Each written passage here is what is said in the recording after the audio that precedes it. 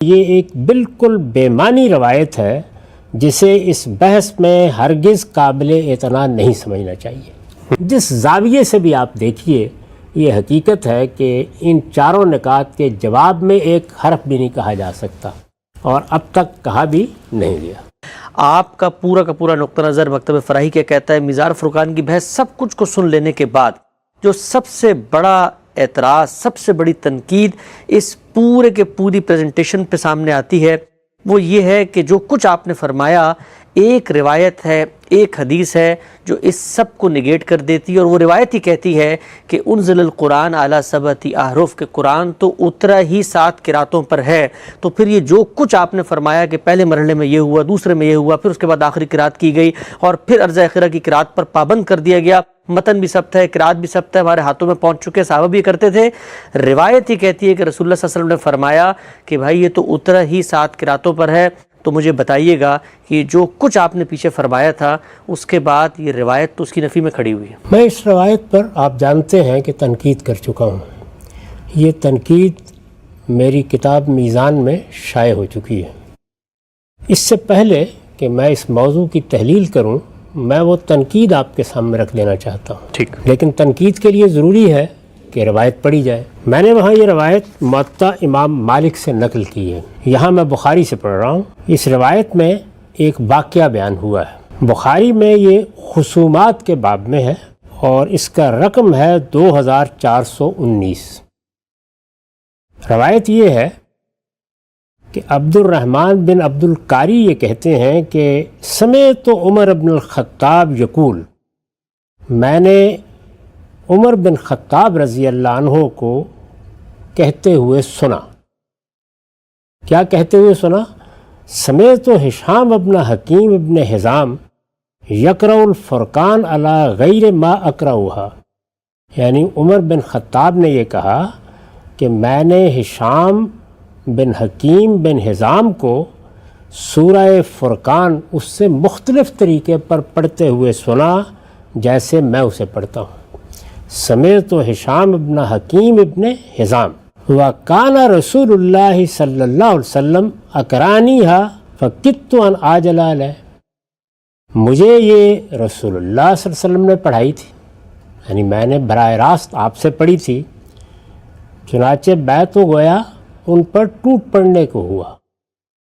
ثم امہلتہ حتی انصرف، پھر میں نے چھوڑ دیا یہاں تک کہ وہ نماز سے فارغ ہوئے۔ ثم لببتہ بردائہ، پھر ان کی چادر سے کھینچتے ہوئے میں ان کو لے گیا۔ فجئت بہ رسول اللہ صلی اللہ علیہ وسلم، اور میں رسول اللہ صلی اللہ علیہ وسلم کی خدمت میں لے کر پہنچ گیا۔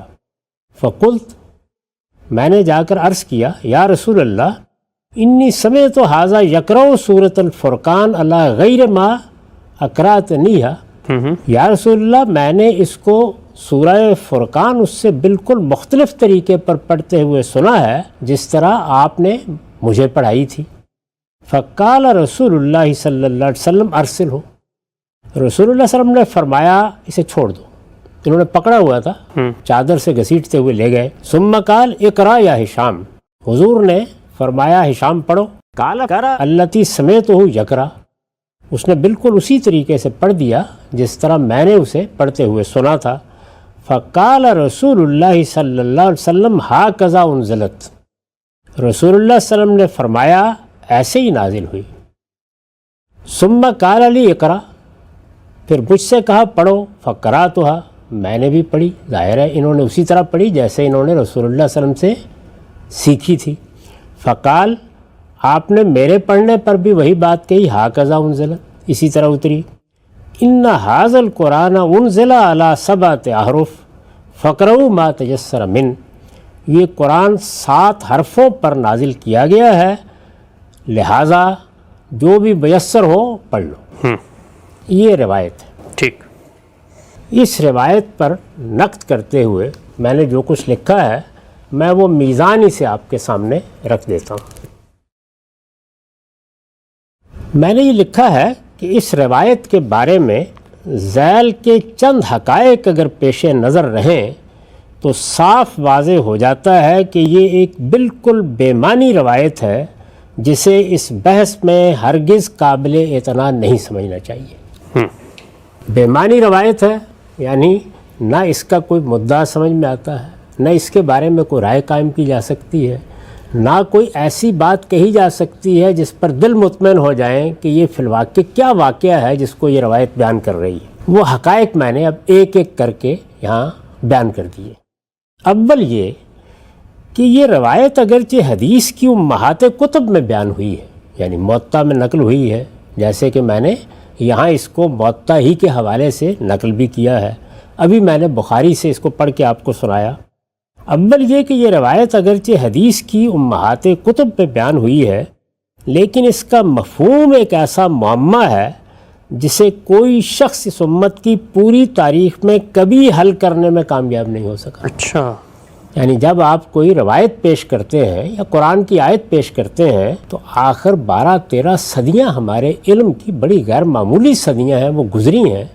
لوگوں نے اس روایت کو کئی زاویوں سے پرکھا جانچا ہے، اس کی بہت سی تشریحات کرنے کی کوشش کی ہے، لیکن کوئی ایک شخص بھی ایسا نہیں ہے، پوری علم کی تاریخ میں کوئی ایک شخص بھی ایسا نہیں ہے جو شرح صدر کے ساتھ یہ کہے کہ اس روایت کا مدعا یہ ہے اور میں اس پر مطمئن ہو گیا۔ اچھا، لیکن اس کا مفہوم ایک ایسا معمہ ہے جسے کوئی شخص اس امت کی پوری تاریخ میں کبھی حل کرنے میں کامیاب نہیں ہو سکا۔ امام سیوطی نے اس کی تعین میں متعدد اقوال اپنی کتاب الاتقان میں نقل کیے ہیں، 10 اقوال ہیں۔ آپ زرکشی کو دیکھیں تو انہوں نے 14 اقوال کی تو باقاعدہ شرح کی ہے اور بتایا ہے کہ ان کی تفصیلات کیا ہیں، یعنی یہ مطلب ہو سکتا ہے، یہ مدعا ہو سکتا ہے، یہ مفہوم ہو سکتا ہے۔ لوگوں نے اپنے طور پر کوئی نہ کوئی بات کرنے کی کوشش کی ہے، لیکن پھر خود ہی اس کا اعتراف بھی کر لیتے ہیں کہ بات بنی نہیں۔ امام سیوطی نے اس کی تعین میں متعدد اقوال اپنی کتاب الاتقان میں نقل کیے ہیں، پھر ان میں سے ہر ایک کی کمزوری کا احساس کر کے موطا کی شرح تنویر الحوالق میں بالآخر اعتراف کر لیا ہے۔ یعنی موطا میں روایت ہے، اس کی شرح لکھی ہے انہوں نے تنویر الحوالق کے نام سے، اس میں اس روایت کے تحت گفتگو کرتے ہوئے اعتراف کر لیا ہے کہ اسے یعنی اس روایت کو من جملہ متشابہات ماننا چاہیے۔ اچھا، یعنی جس طرح قرآن مجید کے بارے میں کہا گیا ہے کہ اس میں محکم آیتیں بھی ہیں، اس میں متشابہ آیتیں بھی ہیں، تو متشابہ آیات کے بارے میں یہی بتایا گیا ہے کہ ان کا مدعا ہم نہیں سمجھ سکتے جس طرح کے عام خیال ہے۔ میں اس پر اپنا نقطہ نظر بیان کر چکا ہوں۔ وہ اس کو مثال کے طور پر پیش کر کے کہتے ہیں کہ جس طرح قرآن میں متشابہات ہو سکتے ہیں، حدیث میں بھی ہو سکتے ہیں، تو یہ من جملہ متشابہات ہے، یعنی یہ مان لینا چاہیے کہ ایک ایسی بات ہے جن کی حقیقت اللہ تعالیٰ کے سوا کوئی نہیں جانتا۔ یعنی من جملہ متشابہات ماننا چاہیے جن کی حقیقت اللہ تعالیٰ کے سوا کوئی نہیں جانتا۔ وہ لکھتے ہیں، یہ ان کے الفاظ ہیں، اور یہ تنویر الحوالق کی پہلی جلد میں 159 صفحے پر ہیں۔ وَأَرْجَوْهَا عِنْدِي قَوْلُ مَنْ قَالَ إِنَّ هَذَا مِنَ الْمُتَشَابِهِ الَّذِي لَا يُدْرَى تَأْوِيلُهُ۔ میرے نزدیک سب سے بہتر رائے اس معاملے میں انہی لوگوں کی ہے جو کہتے ہیں کہ یہ روایت ان امور متشابہات میں سے ہے جن کی حقیقت کسی طرح سمجھی نہیں جا سکتی۔ اچھا، امام سیوطی کی الاتقان ہی علوم القرآن میں ایک مرجع کی حیثیت رکھتی ہے۔ اس کے بعد ہم زرکشی کی برہان سے واقف ہوئے ہیں اور بعد کی چیزیں بھی پھر شائع ہو گئی ہیں۔ انہوں نے یہ اعتراف کیا ہے۔ دوم یہ، یعنی یہ پہلی بات ہوئی۔ دوم یہ کہ اس کی واحد معقول توجیہ اگر کوئی ہو سکتی تھی، یعنی جب یہ کہا گیا کہ قرآن مجید 7 حرفوں پر نازل کیا گیا ہے تو اس کی واحد معقول توجیہ اگر کوئی ہو سکتی تھی تو یہی ہو سکتی تھی کہ 7 احرف کو اس میں عربوں کے مختلف لغات اور لہجوں پر معمول کیا جائے۔ یعنی قرآن مجید جب نازل ہوا تو وہ تو قرآن نے بتا دیا ہے کہ وہ قریش کی زبان میں نازل ہوا، رسالت میں آپ صلی اللہ علیہ وسلم کے لہجے میں اس کو پڑھا گیا، یہ بات تو خود قرآن سے واضح ہے، لیکن عربوں کے مختلف لہجے، عربوں کی مختلف بولیاں، اس کو اس پر محمول کر لیا جائے۔ یعنی 7 احرف کا مطلب یہ لے لیا جائے کہ یہ در حقیقت عربوں کے مختلف لہجے تھے یا ان کی بولیاں تھیں جن میں قرآن مجید کو پڑھنے کی اجازت دی گئی۔ تو یہ بات سب سے معقول بات کہی جا سکتی ہے، لیکن ہم دیکھتے ہیں کہ روایت کا متن ہی اس کی تردید کر دیتا ہے۔ اچھا، یعنی یہ بات تو بہت معقول ہے، سمجھ میں آتی ہے، کہی جا سکتی ہے، اگر یہ بات ہوتی تو کیا کہنے تھے، لیکن ہم دیکھتے ہیں کہ روایت کا متن ہی اس کی تردید کر دیتا ہے۔ ہر شخص جانتا ہے کہ ہشام اور عمر فاروق، یعنی ایک طرف سیدنا عمر ہیں اور دوسری طرف کون ہے؟ ہشام بن حکیم بن حزام۔ یہ دونوں بزرگ یعنی جن کا یہاں ذکر ہوا ہے کہ ان میں اختلاف ہوا، ہشام نے قرات کی، وہ عمر رضی اللہ عنہ کی قرات سے مختلف تھی۔ ہر شخص جانتا ہے کہ ہشام اور عمر فاروق جن دو بزرگوں کے مابین اختلاف کا ذکر اس روایت میں ہوا ہے، دونوں قریشی ہیں، جن میں ظاہر ہے کہ اس طرح کے کسی اختلاف کا تصور نہیں کیا جا سکتا، اس لیے کہ لہجے کا اختلاف تو اس وقت ہوگا جب قبیلہ مختلف ہو جائے گا، علاقہ مختلف ہو جائے گا۔ ہم جانتے ہیں کہ لہجے کا اختلاف کس طرح ہوتا ہے، یعنی ایسے تو نہیں ہوتا نا کہ برطانوی نژاد لوگ ایک دوسرے کے ساتھ بات کر رہے ہیں اور ان میں لہجے میں اختلاف ہو جائے۔ ان میں بھی اگر کسی جگہ کوئی ویلز کا لہجہ ہے یا کوئی اسکاٹ لینڈ کا لہجہ ہے تو تبھی اختلاف ہوگا۔ تو یہ تو نہیں ہو سکتا کہ ایک ہی چھوٹے سے قبیلے میں عمر رضی اللہ عنہ میں اور ہشام میں مختلف لہجے رہے ہوں۔ تو یہ چیز چونکہ خود روایت میں بیان ہو گئی ہے اور یہ ہمیں معلوم ہے کہ جن بزرگ کا نام لیا گیا ہے وہ بھی قریشی ہیں اور عمر رضی اللہ عنہ بھی قریشی ہیں، تو ان کے بارے میں یہ کیسے مان لیا جائے کہ ان کے لہجوں میں اختلاف تھا؟ یعنی جو معقول ترین بات ہم کر سکتے تھے اس کو خود روایتی قبول نہیں کرتی۔ سوم یہ کہ اختلاف اگر الگ الگ قبیلوں کے افراد میں بھی ہوتا تو انزلہ نازل کیا گیا کا لفظ اس روایت میں ناقابل توجیہ تھا، یعنی پھر بھی اگر یہ بات لہجوں کی بھی ہو تو یہ بات سمجھ میں نہیں آتی کہ لہجوں کے اختلاف کی اجازت دینا ایک اور بات ہے، لیکن پھر یہ انزلہ کیوں کہا گیا کہ قرآن نازل ہوا ہے یا نازل کیا گیا ہے؟ اس لیے کہ قرآن نے اپنے متعلق یہ بات پوری صراحت کے ساتھ بیان فرمائی ہے کہ وہ قریش کی زبان میں نازل ہوا ہے۔ یعنی یہ کیسے مان لیا جائے کہ قریش کی زبان میں جو کتاب نازل کی گئی اس کے ساتھ وہ فلاں اور فلاں قبیلے کی زبان میں بھی پوری نازل کی گئی؟ بظاہر جو روایت سے معلوم ہوتا ہے پھر نازل کیا گیا کا یہی مطلب لینا ہوگا۔ اس کے بعد یہ بات تو بے شک مانی جا سکتی ہے کہ مختلف قبیلوں کو اسے اپنی اپنی زبان اور لہجے میں پڑھنے کی اجازت دی گئی، یعنی اگر اس کو لہجے کے معنی میں لے لیا جائے یا لغت کے معنی میں، بولی کے معنی میں لے لیا جائے تو یہ بات تو مانی جا سکتی ہے کہ مختلف قبیلوں کو اجازت دی گئی کہ وہ اپنے اپنی زبان میں اپنے اپنے لہجے میں اس کو پڑھ لیں، لیکن یہ بات کس طرح مانی جائے گی کہ اللہ تعالیٰ ہی نے اسے مختلف قبیلوں کی زبان میں اتارا تھا؟ یعنی گویا یہ 7 مرتبہ اترا تھا یا جبریل 7 مرتبہ اس کو اتارتے تھے، ایک مرتبہ قریش کی زبان میں، ایک مرتبہ کسی اور زبان میں، یہ کیسے مانا جائے؟ چہارم یہ کہ ہشام کے بارے میں معلوم ہے، یہ جو صاحب مختلف قرات کر رہے تھے جن کو سیدنا عمر پکڑ کر لے گئے، ہشام کے بارے میں معلوم ہے کہ فتح مکہ کے دن ایمان لائے تھے۔ لہٰذا اس روایت کو مانیے تو یہ بات بھی ماننا پڑتی ہے کہ فتح مکہ کے بعد تک رسول اللہ صلی اللہ علیہ وسلم کے جلیل القدر صحابہ، یہاں تک کہ سیدنا عمر جیسے شب و روز کے ساتھی بھی اس بات کا علم نہیں رکھتے تھے کہ قرآن مجید کو آپ چپکے اس سے مختلف طریقے پر لوگوں کو پڑھا دیتے ہیں، جس طریقے سے وہ کم و بیش 20 سال تک آپ کی زبان سے علانیہ اس کو سنتے اور آپ کی ہدایت کے مطابق اسے سینوں اور سفینوں میں محفوظ کرتے رہے۔ بہت اہم بات۔ یعنی یہ ہشام فتح مکہ کے دن ایمان لائے ہیں، تو اس کا مطلب کیا ہوا؟ اس کا مطلب یہ ہوا کہ پہلی مرتبہ سیدنا عمر کو یہ معلوم ہوا ہے کہ قرآن تو مختلف قراتوں میں اترتا رہا ہے، تو یہ پہلی بار اس موقع پر کیوں معلوم ہوا؟ اتنا پرانا تعلق شب و روز کے ساتھی، رسالت میں آپ صلی اللہ علیہ وسلم نے قرآن کہیں نازل ہونے کے بعد رکھ تو نہیں چھوڑا تھا، وہ روزانہ پڑھا جاتا تھا، نمازوں میں اس کی تلاوت ہوتی تھی، صحابہ خود سیکھتے تھے، وہ پڑھ کے سنایا جاتا تھا۔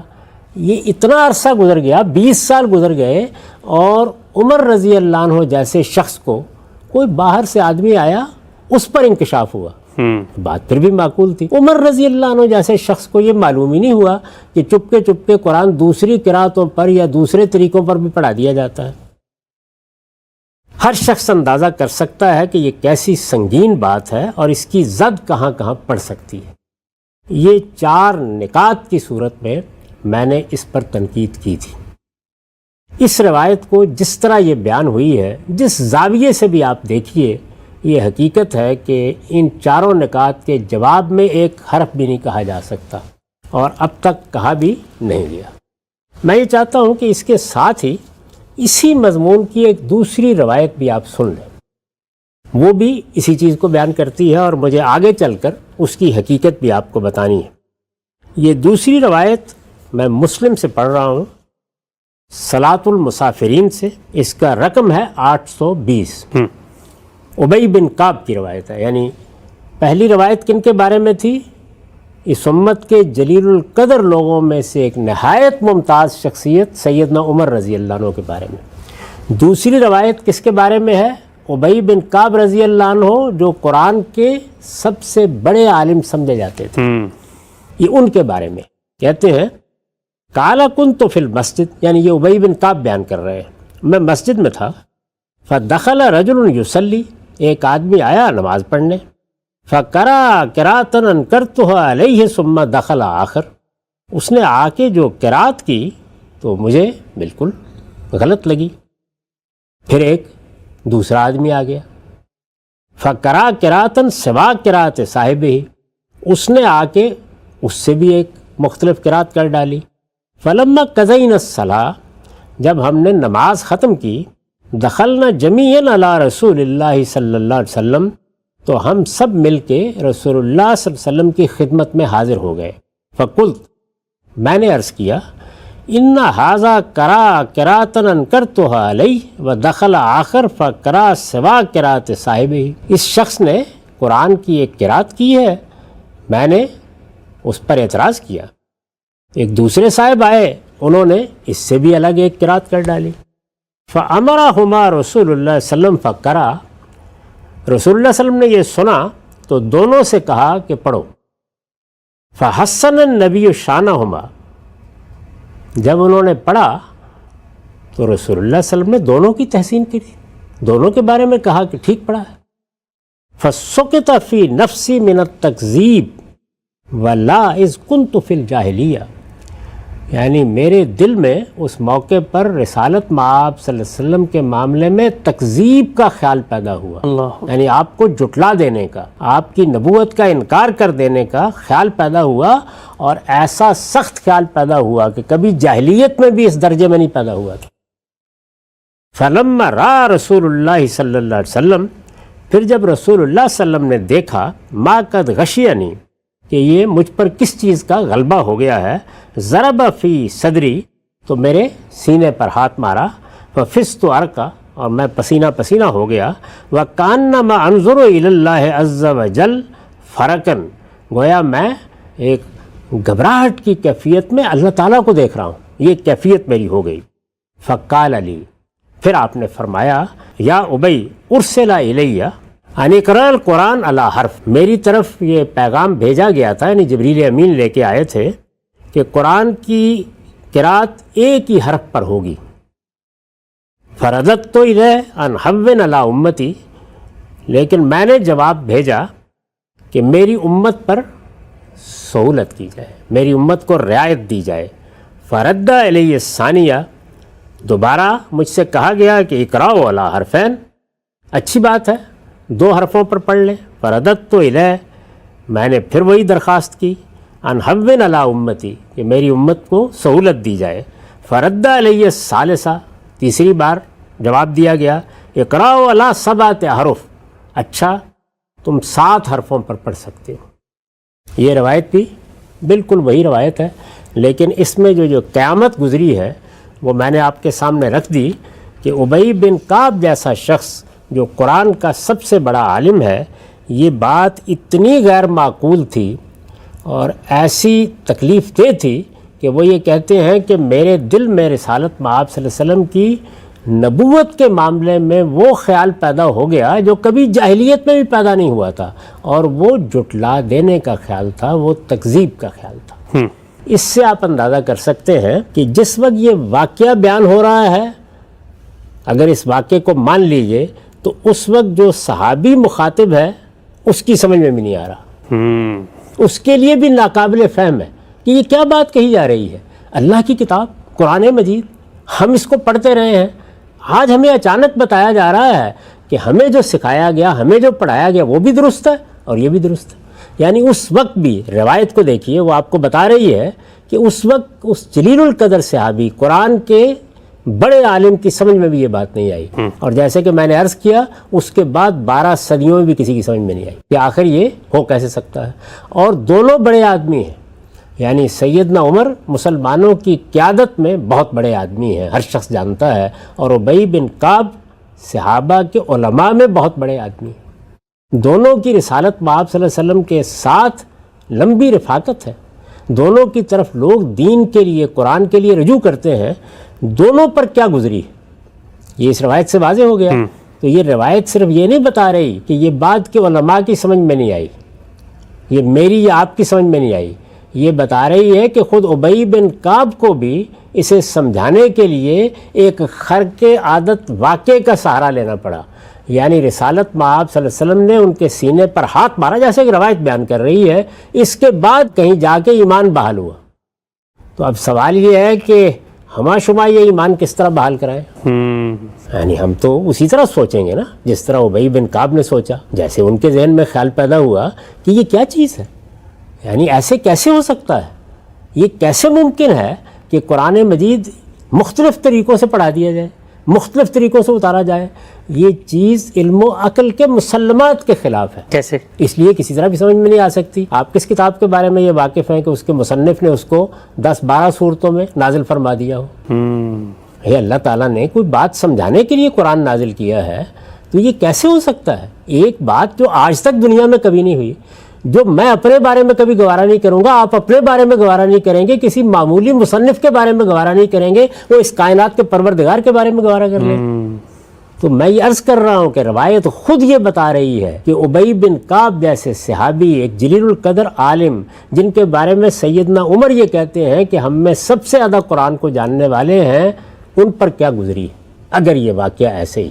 یہ میں نے آپ کو اس پر تنقید بتائی ہے جو میں اس سے پہلے اپنی کتاب میزان میں کر چکا ہوں، اور جن نکات کو سامنے رکھ کر چکا ہوں ان کا خلاصہ میں نے آپ کے سامنے پھر بیان کر دیا اور ان کی وضاحت بھی کر دی ہے۔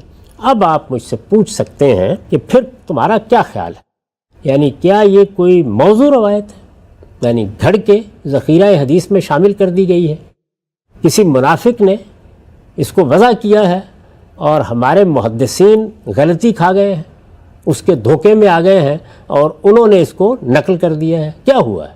یعنی پھر یہ کہاں سے آئی؟ یہ پوچھنے کا آپ کو حق ہے جی۔ یعنی تنقید تو میں نے کر دی، اور یہ میں عرض کر چکا ہوں کہ بہت شائستہ اسلوب میں جب لوگ یہ کہہ رہے ہیں کہ اس کے کوئی معنی نہیں ہے، یہ ناقابل فہم ہے، جب یہ روایت نقل کر رہے ہیں تو وہ بھی اصل میں زبان حال سے یہ کہہ رہے ہیں کہ یہ سمجھ میں نہیں آ رہی، متشابہات میں ڈال دیں اس کو بس متشابہات میں ڈال دیں، اس طرح گویا تفویض کا طریقہ اختیار کر کے، کیونکہ ابی بن کعب کے ساتھ بھی یہی ہوا ہے۔ رسالت مآب صلی اللہ علیہ وسلم نے اگر روایت کی نسبت صحیح ہے تو پھر پیغمبرانہ تصرف سے ہی ان کو مطمئن کیا ہے، علم و عقل اس کے اوپر مطمئن نہیں ہو سکتا۔ یہ بالکل واضح ہے جس طرح کہ میں نے روایت آپ کے سامنے رکھ دی ہے۔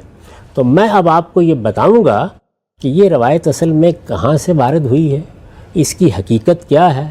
اب تک جو گفتگو ہم کر چکے ہیں اس کو سامنے رکھ کر یہ سارا مسئلہ کس طرح واضح ہو جاتا ہے، اور اس سے یہ بات بھی معلوم ہو جائے گی کہ ہمارے ہاں راویوں نے کس طرح کے تصرفات کیے ہیں اور اس میں بات کس طرح کہاں سے چلی اور کہاں پہنچ گئی۔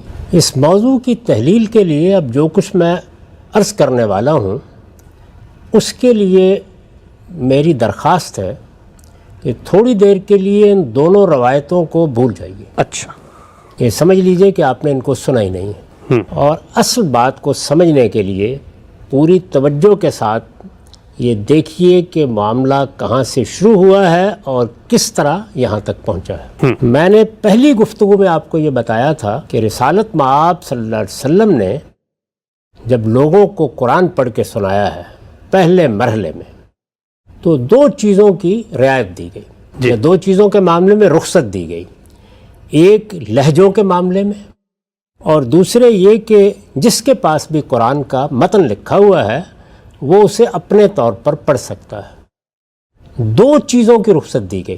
میں بہت توجہ کے ساتھ یہ چاہوں گا کہ آپ اس کو سنیں کہ دو چیزوں کی رخصت دی گئی, ایک کی نہیں, دو چیزوں کی. اور یہ دو بالکل الگ الگ چیزیں ہیں. یعنی ایک یہ کہ لہجہ آپ کا جو بھی ہے اس میں آپ قرآن پڑھ لیں. آپ جس قبیلے سے تعلق رکھتے ہیں, جس شہر سے آئے ہیں, جو بھی آپ کا عربی زبان کو پڑھنے کا لہجہ ہے, اللہ تعالیٰ کی طرف سے اس کی اجازت ہے. ٹھیک. اور دوسرے یہ کہ جو متن آپ کے پاس موجود ہے وہ ظاہر ہے کہ عربی رسم الخط میں لکھا ہوگا, اس کو اپنے فہم کے مطابق اور اپنے علم کے لحاظ سے پڑھ سکتے ہیں. یہ بات اچھی طرح یاد ہے؟ جی ہاں یاد. اب یہ دیکھیے کہ یہی بات ہے کہ جو رسالت مآب صلی اللہ علیہ وسلم نے مختلف موقعوں پر کہی بھی, لوگوں کو اس کے بارے میں توجہ بھی دلائی, کچھ معاملات بھی آپ کے سامنے پیش ہوئے. یہ ساری چیزیں علم و عقل کی روح سے بالکل معمول کی چیزیں. یعنی جب یہ کہا جائے گا تو مختلف لوگ آ کے سیکھیں گے بھی, اجازت بھی طلب کریں گے, اور اس کے بارے میں کچھ سوالات بھی پیدا ہوں گے. دونوں طرح کی چیزیں ہوں گی, یہ اس کا ناگزیر تقاضا ہے. لہجوں کے بارے میں اس سے پہلے ہم گفتگو کر چکے ہیں, اور میں یہ بتا چکا ہوں آپ کو, اور بڑی تفصیل کے ساتھ بتا چکا ہوں. محض ربط کلام کے لیے عرض کر رہا ہوں کہ یہ ہر زبان میں مختلف ہوتے ہیں, اس وقت بھی ہیں. یعنی یہ ایسی چیز نہیں ہے کہ ہم ماضی کی کوئی داستان سنا رہے ہیں, اور اگر آپ کسی بھی زبان کے بارے میں گفتگو کر رہے ہوں تو بعض اوقات اس کے بڑے بڑے لہجے متعین بھی ہو جاتے ہیں. مثلا ہماری پنجابی زبان ہے, پنجابی زبان میں اگر آپ مجھ سے پوچھیں تو میں یہ کہوں گا کہ اس کا ایک ماجھے کا لہجہ ہے, اس کا ایک کالر کا لہجہ ہے, اس کا ایک بار کا لہجہ ہے, اس کا ایک پوٹھواری لہجہ ہے, اس کا ایک سرائیکی لہجہ ہے. اس طرح 5-7 لہجے گنوائے جا سکتے ہیں. اردو زبان کے بارے میں بھی کہا جا سکتا ہے کہ اس کا ایک یو پی کا لہجہ ہے, ایک اس کا لکھنؤ کا لہجہ ہے, ایک اس کا دہلی کا لہجہ ہے, اور اب اس کا ایک لہجہ پنجاب کے لہجے کے طور پر بھی پیدا ہو رہا ہے. انگریزی زبان کے بارے میں ہر شخص واقف ہے, یہ امریکی لہجہ ہے, یہ برطانوی لہجہ ہے, اور ہم کہتے ہیں, اور آج کل تو کہتے ہیں کہ یہ انڈین ایکسنٹ ہے, یعنی یہ ہندوستانی لہجہ ہے یا یہ پاکستانی لہجہ ہے. تو ہر زبان میں چند متعین لہجے جن کو گنوایا جا سکتا ہے وہ ہوا کرتے ہیں, اور ان کے بارے میں گفتگو بھی عام طور پر ہوتی ہے. رسالت مآب صلی اللہ علیہ وسلم نے لہجوں کے بارے میں جب اجازت دی ہے تو ظاہر ہے کہ یہ اجازت اللہ تعالیٰ کی طرف سے اجازت کے بغیر نہیں دی جا سکتی. یہ تو بالکل واضح بات ہے. یعنی اگر اللہ تعالیٰ کی طرف سے قرآن نازل ہو رہا ہے اور وہ قریش کی زبان میں نازل ہو رہا ہے, اور رسالت مآب صلی اللہ علیہ وسلم کے لہجے ہی میں اس کو پڑھ کے سنایا جا رہا ہے, تو اب اگر یہ اجازت طلب کی جائے کہ مختلف لوگوں کو اپنے اپنے لہجے میں پڑھنے کی اجازت دے دی جائے, تو یہ اللہ کی کتاب ہے, اللہ تعالیٰ ہی سے پوچھا جائے گا. اللہ تعالیٰ سے جب پوچھا جائے گا تو ظاہر ہے کہ آپ کے علاقے میں یا آپ کے گرد و پیش میں یا آپ کے دائرہ دعوت میں جو لہجے ہوں گے انہی کے بارے میں پوچھا جائے گا. جیسے میں نے ابھی پنجابی زبان کے 5-6 لہجے آپ کو گنوا دیے, تو اسی طریقے سے عربوں کے ہاں بھی کچھ متعین لہجے ہوں گے. یہ بات ہم ان کی کتابوں میں پڑھتے بھی ہیں, تاریخ عرب میں بھی بیان ہوتی ہے, روایتوں میں بھی اس کا ذکر آتا ہے کہ مختلف قبیلوں کے مختلف لہجے تھے. اور یہ ہم جانتے ہیں, علم نحو کی کتابوں میں دیکھیے کہ ان لہجوں کے کچھ نمونے بھی نقل کر دیے جاتے ہیں کہ لوگ کس طریقے سے اسی زبان کو بولتے تھے. میں یہ بھی عرض کر چکا ہوں کہ لہجے سے کوئی فرق نہیں پڑتا, یعنی مدعا معنی وہ وہی رہتے ہیں. ہم جب آپ آج کے لہجے میں قرآن پڑھتے ہیں, یعنی میرا لہجہ یا آپ کا لہجہ, اگر ہم تجوید سے واقف نہ ہوں تو وہ بھی قرآن کے مدعا پر اثر انداز نہیں ہوتا, وہ لہجہ ہی ہوتا ہے. یہ لہجہ الگ ہو سکتا ہے, میرا اور ہو سکتا ہے, آپ کا اور ہو سکتا ہے. یہ اس وقت بھی جائز تھا, یہ اب بھی جائز ہے. اور میں یہ کہہ چکا ہوں آپ کو کہ ہمارے جو بڑے بڑے قراء ہیں جنہوں نے یہ قراءتیں نقل کی ہیں, انہوں نے جہاں لہجہ نقل کیا ہے, اور زیادہ تر لہجہ ہی نقل کیا ہے, جس کو قراءت کی اصطلاح میں اصول کہا جاتا ہے, زیادہ تر لہجہ ہی نقل کیا ہے. یعنی یہ کہ اس حرف کو کیسے ادا کرنا ہے, اس کو کیسے ادا کرنا ہے, جنہیں ادا کی کیفیات کہتے ہیں. اس کو میں بھی مانتا ہوں, آپ بھی مانتے ہیں, اس کا انکار کرنے کی بھی کوئی وجہ نہیں. تو رسالت مآب صلی اللہ علیہ وسلم نے اسی کے لیے درخواست کی.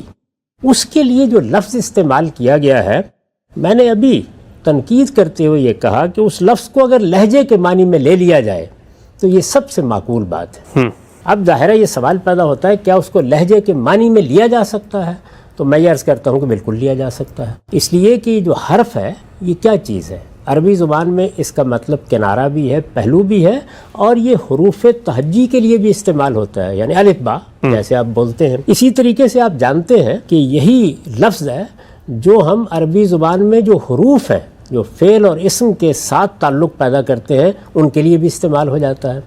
تو حرف بول کر لفظ مراد لے لینا، حرف بول کر کلام مراد لے لینا، حرف بول کر قرات مراد لے لینا، اس لیے کہ اس میں بھی کسی کلام کو آپ پڑھتے ہیں، ریسائٹ کرتے ہیں، یا آپ گویا اس کی ریڈنگ کر رہے ہوتے ہیں، تو جب آپ اس کو پڑھتے ہیں تو اس کے لیے بھی حرف بولا جا سکتا ہے۔ بالکل اسی طریقے سے لہجے کے لیے بھی، لغت کے لیے بھی، بولی کے لیے بھی یہ لفظ بولا جا سکتا ہے۔ ہماری اردو میں بھی اس طریقے سے یہ استعمال ہو جاتے ہیں۔ ہم کہتے ہیں نا میں نے تو ابھی ایک حرف بھی آپ کو نہیں کہا، تو ظاہر ہے کہ اسی طریقے سے یہ کہتے ہیں کہ میں نے تو کوئی بات نہیں کی، کلام ہی نہیں ہوا۔ تو کلام، قرات، اسی طریقے سے لہجہ، ادا کی کیفیات، سب کے لیے یہ لفظ بولا جا سکتا ہے، اور اہل علم اس کو مانتے ہیں کہ بولا جا سکتا ہے۔ یہ بات یعنی ایسی نہیں ہے کہ میں کہہ رہا ہوں یا آپ کہہ رہے ہیں، بلکہ یہ بات عام طور پر تسلیم کی جاتی ہے۔ اور میں آپ سے عرض کرتا ہوں کہ جتنے اب تک کی اکابر اہل علم نے اس موضوع پر کلام کیا ہے، وہ بھی آخر الامر آ کر یہی مانتے ہیں کہ اس سے بہتر کوئی توجیہ نہیں ہو سکتی، یعنی یہ کہ قرآن 7 حرفوں پر نازل ہوا ہے کہ یہ مانا جائے کہ یہ 7 لہجوں پہ نازل ہوا ہے۔ یہ بات تو ہم واضح کر چکے اس سے پہلے کہ قرآن مجید کو مختلف لہجوں پر پڑھنے کی اجازت دی گئی، یہ بات تو مان چکے۔ اب 2 سوال صرف رہ گئے باقی۔ ایک یہ کہ جب یہ کہا گیا کہ یہ 7 لہجوں پر نازل ہوا ہے تو 7 کے عدد کی تعین کیوں کی گئی، اور دوسرے یہ کہ یہ کیوں کہا گیا کہ یہ نازل ہوا ہے یا نازل کیا گیا ہے، یہ 2 ہی باتیں رہ جاتی ہیں۔ لیکن ان کی طرف بڑھنے سے پہلے میں آپ کے سامنے اہل علم کی وہ باتیں بھی رکھ دیتا ہوں جو وہ اس لفظ کے مصداق کے بارے میں کر رہے ہیں۔ سب سے پہلے یہ دیکھیے، زرکشی کی البرہان فی علوم القرآن امہات کتب میں شمار ہوتی ہے۔ اس میں یہ 7 احرف پر ایک تفصیلی مضمون ہے، ایک تفصیلی باب ہے، اس میں انہوں نے 14 کے قریب مختلف آراء نقل کی ہیں، اور یہ بتایا ہے کہ متعدد آراء ہیں کہ اس کا کیا مطلب ہے، اس کا کیا معنی ہے، اس کا کیا مصداق ہے، کسی پر اطمینان نہیں ہوتا۔ اس کے بعد خلاصہ کیا ہے آخر میں بالکل، تو دیکھیے کیا کہتے ہیں اقرب الاقوال الی الصحہ ان المراد بہ 7 لغات، یعنی وہ بات جو سب سے بڑھ کر صحت کے قریب قرار دی جا سکتی ہے وہ یہ ہے کہ حرف سے مراد یہاں 7 بولیاں ہیں، یعنی 7 حرفوں سے مراد، قرآن 7 حرفوں پر اترا، اس میں 7 حرفوں سے مراد 7 بولیاں ہیں یا 7 لہجے ہیں۔ وَالسِّرُّ فِي إِنزَالِهِ عَلَى 7 لغات تَسْهِيلُهُ عَلَى النَّاسِ، اور اس میں کیا راز تھا کہ یہ 7 بولیوں میں نازل کر دیا جائے یا 7 بولیوں میں پڑھنے دیا جائے۔ کہتے ہیں کہ اس کی وجہ یہ تھی کہ لوگوں کے لیے آسانی پیدا کی جائے، تَسْهِيلُهُ عَلَى النَّاسِ، لوگ ہیں ان کے اپنے اپنے لہجے ہیں، ان کو اس بات کا حق دیا جائے کہ وہ پڑھ لیں۔ ان کے لیے بڑی مشکل ہو جائے گی اگر ہر شخص یہ کہا جائے کہ سرائکی لہجے کا آدمی بھی اس کو پنجاب کی بولی میں یا پوٹھوہار کی بولی میں پڑھے گا، تو یہ چیز بڑی مشقت کا باعث بن جاتی۔ تو اللہ تعالیٰ نے تسہیل کے لیے یہ طریقہ اختیار کیا۔ کہتے ہیں کہ فَلَوْ كَانَ تَعَالَىٰ أَنزَلَهُ عَلَىٰ حَرْفٍ وَاحِدٍ لَيَنْعَكَسَ الْمَقْصُودُ، کہ اگر یہ ایک ہی حرف یعنی ایک ہی لہجے، ایک ہی بولی میں نازل کیا جاتا تو یہ مقصود حاصل نہ ہو سکتا، بات الٹ جاتی، لوگوں کے لیے بڑی مشکل پیدا ہو جاتی۔ یہ بات کہنے کے بعد پھر آگے کچھ مزید بحث کرتے ہیں، اور پھر کہتے ہیں کہ بعض متاخرین بھی اسی نتیجے پر پہنچے ہیں۔ الاشبہ بظواہر الاحادیث ان المراد بہذہ الاحرف اللغات، یعنی وہ بھی یہی کہتے ہیں کہ ان روایات کو اگر ظاہر میں لے لیا جائے تو یہی معلوم ہوتا ہے کہ حرف سے مراد یا 7 احرف سے مراد لغات، لہجے، بولیاں ہیں۔ پھر وضاحت کرتے ہیں کہ کوئی غلط فہمی نہ ہو، وَهُوَ أَنْ يَقْرَأَ كُلُّ قَوْمٍ مِّنَ الْعَرَبِ بِلُغَتِهِمْ وَمَا جَرَتْ عَلَيْهِ عَادَتُهُمْ، یعنی اس سے کیا مراد ہے بولیوں سے؟ تو کہتے ہیں کہ اس کا مطلب یہ تھا کہ عربوں کی ہر قوم اس کو اپنی زبان میں پڑھ لے، یعنی جس طرح وہ عربی زبان بولتے ہیں اس لہجے میں پڑھ لے۔ وَمَا جَرَتْ عَلَيْهِ عَادَتُهُمْ، جو ان کی پہلے سے عادت بن چکی ہے، وہ ظاہر ہے کہ ایک خاص لہجے میں زبان بولنے کے عادی ہیں تو اسی میں پڑھ لے۔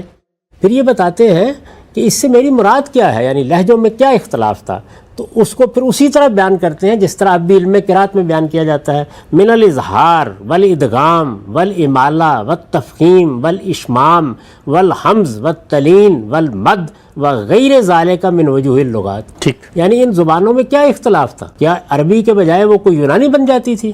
نہیں، اختلاف یہ ہوتا تھا کہ اس لفظ کو کتنا بلند کرنا ہے، کتنا پست رکھنا ہے. کیا اس میں ادغام تو نہیں ہو جائے گا، یعنی دو حرف ملا تو نہیں دیے جائیں گے؟ لفظ میں امالہ تو نہیں ہوگا؟ اس میں کسی چیز کو ذرا پر انداز میں تو نہیں بیان کیا جائے گا؟ اس کی مختلف صورتوں یعنی کیفیت ادا. یہ سب ادا کی کیفیتیں ہیں جن کو انہوں نے آگے بیان کر دیا ہے. تو وہ یہ کہتے ہیں کہ سب سے بہتر تعویل، سب سے بہتر توجیہ، سمجھ میں آنے والی بات اگر ہو سکتی ہے تو وہ یہی ہو سکتی ہے. اس کے بعد مزید کہتے ہیں وَقَانَ الْإِنزَالُ عَلَىٰ أَحْرُفِ السَّبْعِ تَوْصِيَةٌ مِّنَ اللَّهِ وَرَحْمَةً عَلَى الْأُمَّةِ، یعنی یہ اللہ تعالیٰ کی طرف سے بڑی وسعت اور عنایت بھی تھی اور اس امت پر رحمت بھی تھی. اِذْ لَوْ كُلِّفَ كُلُّ فَرِيقٍ مِّنْهُمْ تَرْكَ لُغَتِهِ وَالْعُدُولَ عَنْ عَادَةٍ نَشَوْا عَلَيْهَا مِنَ الْإِمَالَةِ وَالْحَمْزِ وَالتَّلِينِ وَالْمَدِّ وَغَيْرِهِ لَشَقَّ عَلَيْهِمْ. اس لیے کہ اگر لوگوں کو یہ ذمہ داری دی جاتی، یہ تکلیف دی جاتی کہ ہر فریق یا ہر قوم یا ہر قبیلہ اپنی لغت یا اپنی بولی کو چھوڑ دے اور اس عادت سے عدول اختیار کر لے جس پر اس کی نشو و نما ہوئی ہے، یعنی نئی زبان، نیا لہجہ اختیار کر لے. یعنی وہ اگر امالہ کرتا ہے تو نہ کرے، حمز کے لیے یعنی حمزہ کے لیے کوئی ایک طریقہ ہے ان کے بولنے کا تو اب یہ طریقہ اختیار کرے. اسی طرح پھر انہوں نے وہی مثالیں دینی ہیں، یعنی وہی کیفیت ادا کی مثالیں. یعنی جب آپ ایک حرف کو نکالتے ہیں، مخارج سے نکالتے ہیں، جب اس کی آواز نکلتی ہے تو اس کی مختلف صورتیں ہیں. تو کہتے ہیں اگر ان کو یہ تکلیف دی جاتی اور ان کو اس کا مکلف ٹھہرایا جاتا کہ وہ یہ کریں، لشق علیہم، تو یہ چیز ان کے لیے بڑی مشقت کا، ہم بھی نہیں پڑھ سکتے پھر تو آج ہم بھی نہیں کر سکتے. تو یہ گویا انہوں نے بتا دیا کہ اس کی بہترین توجیہ یہی، اور میں نے عرض کیا ہے کہ زبان کے لحاظ سے، لغت کے لحاظ سے اس پہ کوئی استبعاد نہیں ہے، یعنی حرف کا لفظ اس معنی میں استعمال ہو سکتا ہے. تو ادا کی کیفیات، اس وقت بھی جو قراتیں، مختلف قراتیں پڑھائی جاتی ہیں، ان میں 90% یہی چیز ہے، یعنی مختلف کیفیات ادا ہیں. اور میں عرض کر چکا ہوں کہ اس پر نہ امام فرائی کو کوئی اعتراض ہے، نہ مجھے کوئی اعتراض ہے، نہ کوئی اعتراض کی وجہ ہے، ہم سب اس طریقے سے پڑھتے ہیں. اس پر وہ مزید یہ کہتے ہیں کہ یہ جو اجازت دی گئی ہے، اس میں اگر روایتوں میں بھی آپ دیکھیں تو یہ بات سمجھ میں آ جاتی ہے کہ غالباً اس کا باعث یہی ہے کہ لہجوں کے اختلاف کو اس طریقے سے رسالت مآب صلی اللہ علیہ وسلم نے ایک سہولت کے طور پر اختیار کیا ہے. ٹھیک. اس سے آپ اندازہ کر سکتے ہیں کہ لہجے کے معاملے میں صرف میں نہیں بلکہ اس سے پہلے کے اہل علم بھی مطمئن ہیں کہ اگر حرف کو لہجے کے معنی میں لے لیا جائے تو اس میں یعنی اتنی بات میں کہ قرآن 7 حرفوں پر نازل ہوا، کوئی اشکال باقی نہیں رہتا. بات سمجھ میں آتی ہے، معقول بات لگتی ہے. اسی کے ایک دوسرے پہلو کو دیکھیے، اور وہ یہ کہ جو 7 کا عدد ہے، میرے نزدیک اگرچہ اس کے لیے کوئی بڑے تردد کی ضرورت نہیں. ابھی میں نے بتایا کہ خود پنجاب کے 5-6 لہجے میں گنوا سکتا ہوں. یہ بالکل ممکن ہے کہ بڑے بڑے لہجے 7 ہی رہے ہوں، لیکن اس میں بھی ہمارے پاس عبداللہ بن عباس رضی اللہ عنہ کی ایک روایت ہے. اس طرح کے آثار ہمارے ہاں موجود ہوتے ہیں اور اہل علم اس کو نقل کرتے ہیں. یہ میرے سامنے اس وقت الجامع الکامل فی الحدیث الصحیح شامل ہے. اس میں عبداللہ بن عباس رضی اللہ عنہ کا یہ اثر نقل کیا ہے انہوں نے. وہ کہتے ہیں کہ نزل القرآن علی 7 لغات. دیکھیے، ایک تو یہ کہ اس اثر میں بھی یہ بیان کیا گیا ہے کہ ابن عباس بھی یہی سمجھتے تھے کہ اس سے مراد کیا ہے، یعنی 7 بولیاں، 7 لہجے. اور وہ یہ کہتے ہیں کہ منہا 5 بلغات الاجز من الحوازن، اس میں سے 5 تو زیری حوازن کے لہجے تھے، واسنان لسائر العرب، اور 2 باقی اہل عرب کے لہجے تھے. تو انہوں نے گویا یہ بھی بتا دیا کہ 7 ہی بڑے بڑے لہجے تھے. اس سے زیادہ بھی ہوں گے لیکن بڑے بڑے لہجے عربوں کے ہاں یہی 7 تھے. تو اس وجہ سے اس میں یہ 7 کا لفظ یا 7 احرف کی تعبیر آ گئی ہے کہ 7 حرفوں پر قرآن مجید نازل کیا گیا. اب اس کے بعد ایک تیسری چیز یہ ہے کہ نازل کیا گیا. نازل کیا گیا جب آپ اس کو دیکھتے ہیں تو 2 پہلوؤں سے اس کو سمجھا جا سکتا ہے. ایک تو یہ کہ جس وقت اللہ کے پیغمبر نے یہ درخواست کی کہ میری امت پر رعایت کی جائے، رخصت دی جائے، اور وہ لوگ جو مسلمان ہو رہے ہیں، مختلف قبیلوں سے آ کے مسلمان ہو رہے ہیں، ان کو اپنے اپنے لہجے میں پڑھنے دیا جائے۔ جب یہ درخواست کی تو اس کے جواب میں جبریل چونکہ قرآن مجید لے کے آ رہے تھے، سورت کر کے لے کے آ رہے تھے، پورا تو ایک وقت میں نازل نہیں ہو جاتا تھا، تو انہوں نے کسی موقع کے اوپر اسے ان 7 لہجوں میں پڑھ کے یہ کہہ دیا کہ یہ آپ سمجھیں کہ یہ 7 لہجوں میں اترا ہے، اس لیے آپ اجازت دے دیں اس بات کی۔ یہ بھی پورا امکان ہے، اس لحاظ سے انزلہ کا لفظ بالکل مطابق واقعہ ہو جائے گا۔ اس کے لیے ضروری نہیں ہے کہ پورا قرآن 7 مرتبہ یا 7 لہجوں میں پڑھ کے سنایا گیا ہو۔ اس موقع پر اگر ایک سورہ یا قرآن کا ایک چھوٹا سا حصہ بھی اس طریقے سے پڑھ دیا گیا ہے تو لفظ کا استعمال درست ہوگا۔ دوسری چیز یہ ہے کہ ان میں سے بھی کچھ نہیں ہوا، بلکہ اجازت ہی کو یہاں انزلہ سے تعبیر کر لیا گیا۔ یہ ایسے ہی ہے جیسے ہم رسالت باب صلی اللہ علیہ وسلم کے قول سے بھی آپ کا حکم اخذ کرتے ہیں، فعل سے بھی حکم اخذ کرتے ہیں، اور جن چیزوں کو آپ نے نہ قول میں بیان کیا نہ فعل میں ہم نے دیکھی، بلکہ کسی نے کیا اور آپ نے تصویب فرما دی، یعنی اس چیز سے روکا نہیں، اس کو برقرار رکھا، اس کو بھی آپ ہی کی ہدایت، آپ ہی کا حکم مان لیا جاتا ہے، اور اس میں بھی یہ تعبیر کر لی جاتی ہے کہ یہ رسالت مآب صلی اللہ علیہ وسلم کا حکم ہے۔ تو یہ بالکل ممکن ہے کہ اسی چیز کو سامنے رکھ کر یہ انزلہ کا لفظ استعمال کر دیا گیا ہو۔ یہ تینوں چیزیں، یعنی یہ کہ حرف لہجے کے معنی میں ہے، یہ بات کہ سبا سے کیا مراد ہو سکتی ہے، یہ لازم نہیں ہے کہ اس میں ابن عباس رضی اللہ عنہ کے اثر ہی پر انحصار کیا جائے۔ وہ میں نے مثال کے طور پر پیش کر دیا کہ وہ بھی یہی بات کہہ رہے ہیں، یعنی دونوں باتیں اس اثر میں واضح ہو گئی ہیں۔ یہ کہ وہ یہ کہتے ہیں کہ یہ لہجوں کا اختلاف ہے یا بولی کا اختلاف ہے، اور دوسرے یہ کہ 7 بڑے لہجے تھے اور انہوں نے اس کو بیان بھی کر دیا ہے۔ یہ جو بات میں نے آپ سے عرض کیا کہ لہجے تھے، لہجوں میں پڑھنے کی اجازت دی گئی، یہ اجازت ناگزیر تھی، یہ آج بھی ناگزیر ہے۔ اس کو جس طریقے سے زرکشی نے بیان کیا، دوسرے اہل علم کے حوالے دیے، وہ میں نے آپ کے سامنے رکھ دیے ہیں۔ اس دور میں بھی آ کر ہمارے ہاں جو لوگ محدثین کے طریقے پر چیزوں کو سمجھتے ہیں، اسی نتیجے پر پہنچے، یعنی جو آخری بات کہی جا سکتی ہے اور معقول ترین بات کہی جا سکتی ہے، وہ ان تمام امور میں وہی بات ہے جو میں نے آپ کے سامنے رکھ دی کہ اس کو لہجے کے معنی میں لیا جائے۔ یہ دیکھیے، یہ اعظمی ہے، کتاب وہی ہے، الجامع الکامل فی الحدیث الصحیح شامل، ہمارے دور کا یہ ایک بڑا غیر معمولی کام ہے، اور یہ محدثین میں سے ہے، یعنی ان کا نقطہ نظر وہی ہے۔ یہ قرآن مجید کی تدوین کے مختلف مراحل بیان کرتے ہوئے آخر میں خلاصہ بیان کر رہے ہیں۔ کہتے ہیں لقد تمت کتابت القرآن الکریم فی حیات النبی فی اجزاء متفرقہ، یعنی قرآن مجید کے لکھنے کا کام نبی صلی اللہ علیہ وسلم کی زندگی میں پایہ تکمیل کو پہنچ گیا تھا، لیکن اجزاء متفرق تھے، یعنی ایک مجلد میں اس کو نہیں کیا گیا تھا۔ وفق القراءۃ العامہ، اور یہ جو کتابت ہوئی یا قرآن مجید لکھا گیا تو اس میں کس قراءت کا لحاظ کیا گیا؟ قراءت عامہ کا۔ کون سی قراءت عامہ؟ کانا یعلمہ النبی صلی اللہ علیہ وسلم اصحابہ، جو رسالت مآب صلی اللہ علیہ وسلم اپنے اصحاب کو سکھایا کرتے تھے اسی قراءت پر، دون الاحرف الاخری۔ اس کی کتابت، اس کو لکھنے کا کام، سکھانے کا کام، اپنے صحابہ کو بتانے کا کام رسالت مآب صلی اللہ علیہ وسلم نے وہ جو دوسرے حرف ہیں یا دوسرے لہجے ہیں ان پر نہیں کیا تھا۔ کون سے لہجے؟ اللتی رخص اللہ فیہا قراءۃ القرآن تیسیراً علی الناس، جن میں اللہ تعالیٰ نے اجازت دی تھی، رخصت دی تھی کہ قرآن پڑھ لیا جائے، اور مقصد یہ تھا کہ لوگوں کو سہولت رہے۔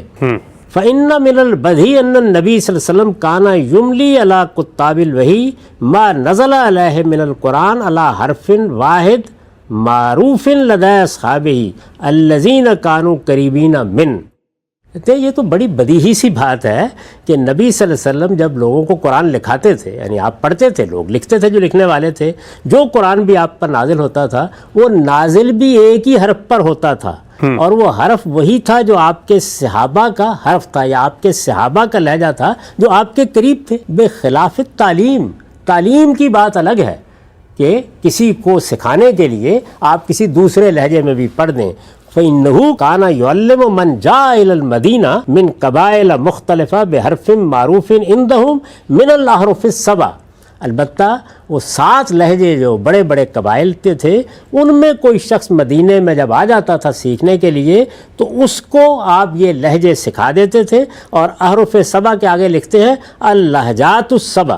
وہ وہاں مجرور ہے تو اسی طرح پڑھیے من الاحرف السبع اللہجات السبع المعروفہ بجزیرۃ العرب. تو اس طرح انہوں نے بھی گویا اسی بات کو خاتمہ کلام کے طور پر اختیار کر لیا ہے کہ یہی لہجے تھے، مختلف قبیلوں کے لہجے تھے، یہ جزیرۃ العرب کے لہجے تھے. رسالت میں آپ صلی اللہ علیہ وسلم نے ان میں اللہ تعالیٰ سے درخواست کی کہ قرآن پڑھنے کی اجازت دی جائے. آپ کو یہ اجازت دے دی گئی، آپ نے یہ اجازت لوگوں کو دی. اس میں ایک زائد بات یہ کہتے ہیں کہ حضور خود بھی جب تعلیم دیتے تھے اور کوئی آدمی کسی دوسرے قبیلے سے آیا ہوتا تھا تو اس کو اسی لہجے میں پڑھنے دیتے تھے.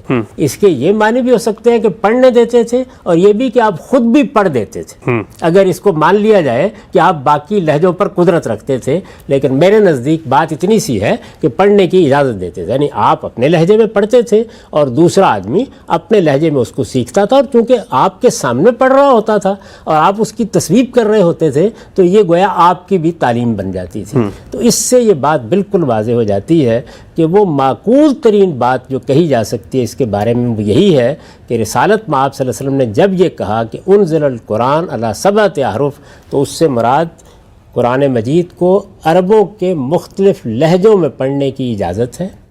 یہی بات اہل علم سمجھ رہے ہیں، یہی معقول ترین بات ہے. اور میں اس سے پہلے بڑی تفصیل کے ساتھ آپ کو بتا چکا ہوں کہ یہ اجازت دی گئی. اس کے لحاظ سے آگے روایتیں بھی ہوئیں. ہمارے قاری حضرات بھی انہی لہجوں کو منتقل کرتے ہیں، اصلاً ان کی قراتوں میں یہی منتقل کیے جاتے ہیں. امام فراہی نے بھی انہی کے بارے میں کہا کہ ان کا انکار کرنے کی کوئی وجہ نہیں ہے، اس کا انکار کرنے کی میرے نزدیک بھی کوئی وجہ نہیں ہے. اور میں نے اسی لیے جب تنقید کی تھی تو وہاں یہ کہا تھا کہ اگر اس سے لہجہ مراد لے لیا جائے تو پھر یہ معقول ترین بات ہے جو کہی جا سکتی ہے. یہ ایک معاملہ ہوا. دوسرا معاملہ کیا تھا؟ دوسرا معاملہ یہ تھا کہ وہ لوگ جو قرآن مجید کا متن لکھا ہوا پڑھتے تھے اس کے حفاظ نہیں تھے. پھر عرض کر دوں یہ بالکل مختلف معاملہ ہے اس سے. وہ حفاظ نہیں تھے تو جب پڑھتے تھے لکھا ہوا ہے تو اس کو اسی طرح پڑھتے تھے جس طرح ہم عربی زبان کی کتاب پڑھیں گے تو ہمارا عربی زبان کا علم اور ہمارا جملے کا یا جملے کے محل کا فہم وہ ہماری قرات کا باعث بن جائے گا. تو اس طرح ہر شخص کی اپنی ایک ریڈنگ وجود میں آ جاتی تھی.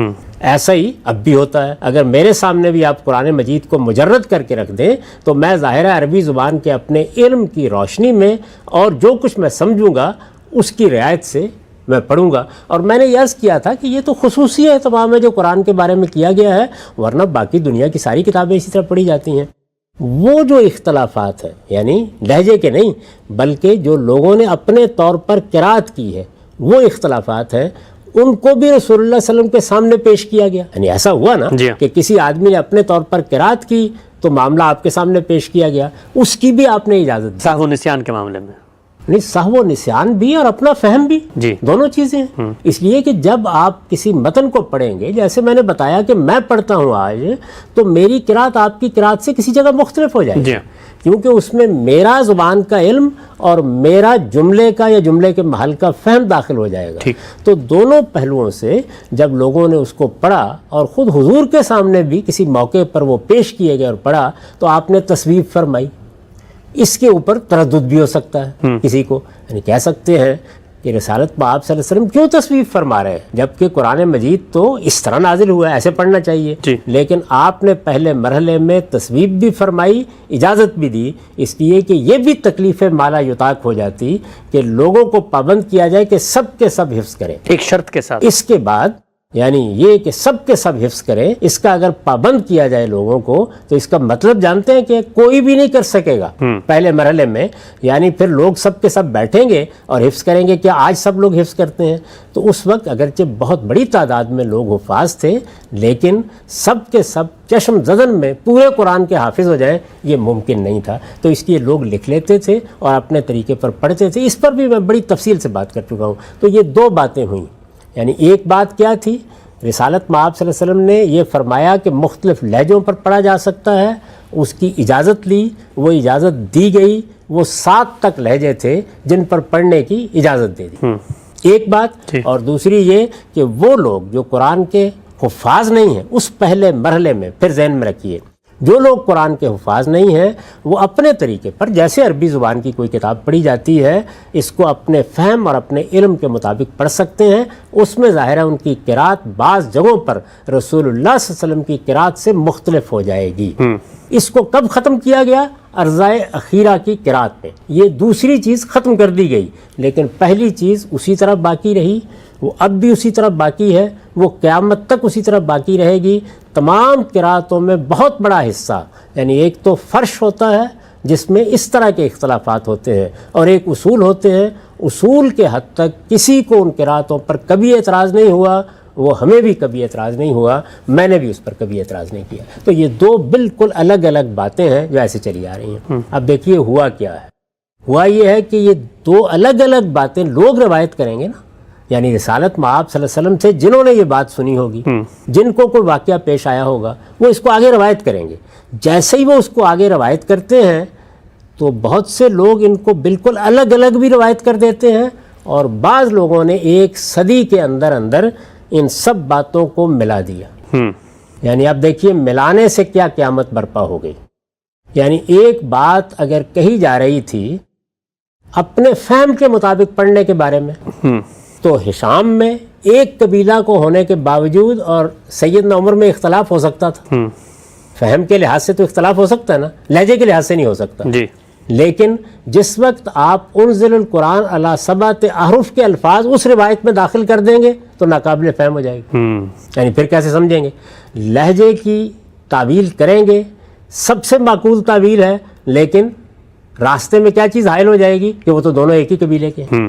تو وہ بات جو اپنی جگہ بالکل درست تھی، جب آپ نے اس بات کو بھی اس کے ساتھ ملا کے بیان کر دیا تو وہ بالکل ناقابل فہم ہو گئی۔ میں آگے چل کے آپ کو بتاؤں گا کہ یہ جو ابی بن کعب کی نسبت سے بیان کیا گیا ہے کہ ان کے دل میں تکذیب پیدا ہو گئی، ایسی تکذیب جو کبھی جاہلیت میں پیدا نہیں ہوئی، یہ تو خیر راوی کا مبالغہ ہے، لیکن ایک کھٹک پیدا ہوئی کس کے دل میں؟ سیدنا عمر کے دل میں۔ اچھا۔ اور رسالت مآب صلی اللہ علیہ وسلم نے یہ اطمینان بھی انہیں دلایا، کس موقع پر دلایا وہ بھی میں سامنے رکھ دوں گا۔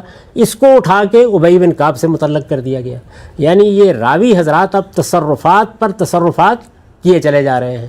تو یہ صورت ہے کہ ایک بات اپنی جگہ بالکل درست ہے، دوسری بات بھی اپنی جگہ بالکل درست ہے، ان دونوں کو آپ خلط مرد کر کے ملا کر ایک روایت بنا دیں، ایک قصہ بنا دیں، تو نہ پہلی بات سمجھ میں آئے گی نہ دوسری بات سمجھ میں آئے گی۔ یہ بالکل وہی ہوا ہے ان روایتوں کے ساتھ جو رب الفضل کی روایتوں کے ساتھ ہوا ہے، اور میں نے قانون معیشت میں اپنی کتاب میزان میں تحلیل کر کے بتایا کہ وہاں بھی یہی ہوا کہ دو الگ الگ باتیں رسالت مآب صلی اللہ علیہ وسلم نے فرمائی تھیں، ایک بات سے ایک حصہ لے کے ادھر ڈال دیا راویوں نے، ادھر سے ایک حصہ لے کے ادھر ڈال دیا راویوں نے، اس کے نتیجے میں پوری بات ناقابل فہم ہو گئی۔ اور یہ حقیقت ہے کہ اس وقت ہم مسلمانوں کے علماء میں کوئی شخص بھی رب الفضل کی کوئی معقول توجیہ کرنے کی پوزیشن میں نہیں ہے۔ یہاں بھی یہی ہوا ہے، پوری مسلمان امت عاجزی کے ساتھ کھڑی ہو گئی ہے کہ یہ کیا چیز ہے، یہاں تک کہ میں نے آپ کو بتایا کہ لوگوں نے یہ تک کہہ دیا کہ اس کو امور متشابہات میں سمجھ لیا جائے۔ کوئی چیز نہیں ہوئی، دونوں باتیں اپنی جگہ بالکل درست تھیں۔ یعنی لہجوں کے معاملے میں رخصت الگ سے بیان ہوئی تھی، اور لوگوں کے اپنے فہم کے مطابق پڑھنے کی رخصت ارضائے اخیرہ سے پہلے الگ سے بیان ہوئی تھی۔ راویوں نے یہ بات سنی، ایک بات یہاں سے سنی ایک بات وہاں سے سنی، دونوں کو ملا کر جب ایک روایت بنا دیا گیا اور ادھر کی بات ادھر اور ادھر کی بات ادھر داخل کر دی گئی تو یہ روایتیں بالکل ناقابل فہم ہو گئیں۔ اور میں آپ کے سامنے یہ دونوں طرح کا مواد رکھ دوں گا، یہ بتاؤں گا کہ وہ بات رسالت مآب صلی اللہ علیہ وسلم سے جن راویوں نے الگ الگ بیان کی ہے، انہوں نے وہ بات کیسے بیان کی ہے اور یہ بات کیسے بیان کی ہے۔ یعنی یہ بات کہ مختلف لہجوں میں پڑھنے کی اجازت دی گئی، یہ کیسے بیان کی ہے الگ سے، اور یہ کہ رسالت مآب صلی اللہ علیہ وسلم نے یہ رخصت دی کہ لوگ اپنے فہم کے لحاظ سے قرات کر سکتے ہیں، جو اگرچہ میری قرات سے مختلف ہوگی لیکن اس وقت وہ ان کے لیے جائز ہے۔ یہ بات بھی الگ سے بیان ہوئی ہے، دونوں باتیں بالکل الگ الگ رکھیں، بالکل قابل فہم ہیں، سمجھ میں آتی ہیں، ان میں سے کسی کا انکار کرنے کی کوئی ضرورت نہیں۔ ملا دیں تو پھر یہ روایتیں کسی لحاظ سے بھی قابل فہم نہیں رہتی۔ اب مجھے صرف یہ کرنا ہے کہ میں دونوں طرح کا مواد آپ کے سامنے رکھ دوں۔ ہم سب دو الگ الگ پہلوؤں سے دو الگ الگ باتیں تھیں جن کو ملا کر جب ایک روایت میں بیان کیا گیا تو میزان میں آپ نے اس کی تنقید کی۔ وہ دونوں پہلو اپنی جگہ پر موجود ہیں، لہجوں میں مختلف طریقے سے جب لوگ کیفیت ادا کی صورتیں سامنے آتی ہیں اس کی یاد دی گئی، اور کہیں پر صاحب نسیان ہو جاتا ہے یا آدمی اپنے فہم سے کچھ چیز پڑھتا ہے اور وہ غلط ہو جاتا ہے تو ذخیرہ سے پہلے اس کی بھی یاد تھی۔ دو الگ الگ باتیں کیسے ذخیرہ حدیث میں بیان ہوئی ہیں، غامدی صاحب کے اس دعوے کو مزید جانیں گے۔ وقت یہاں پہ ختم ہوتا ہے، اب تک آپ کا بہت شکریہ۔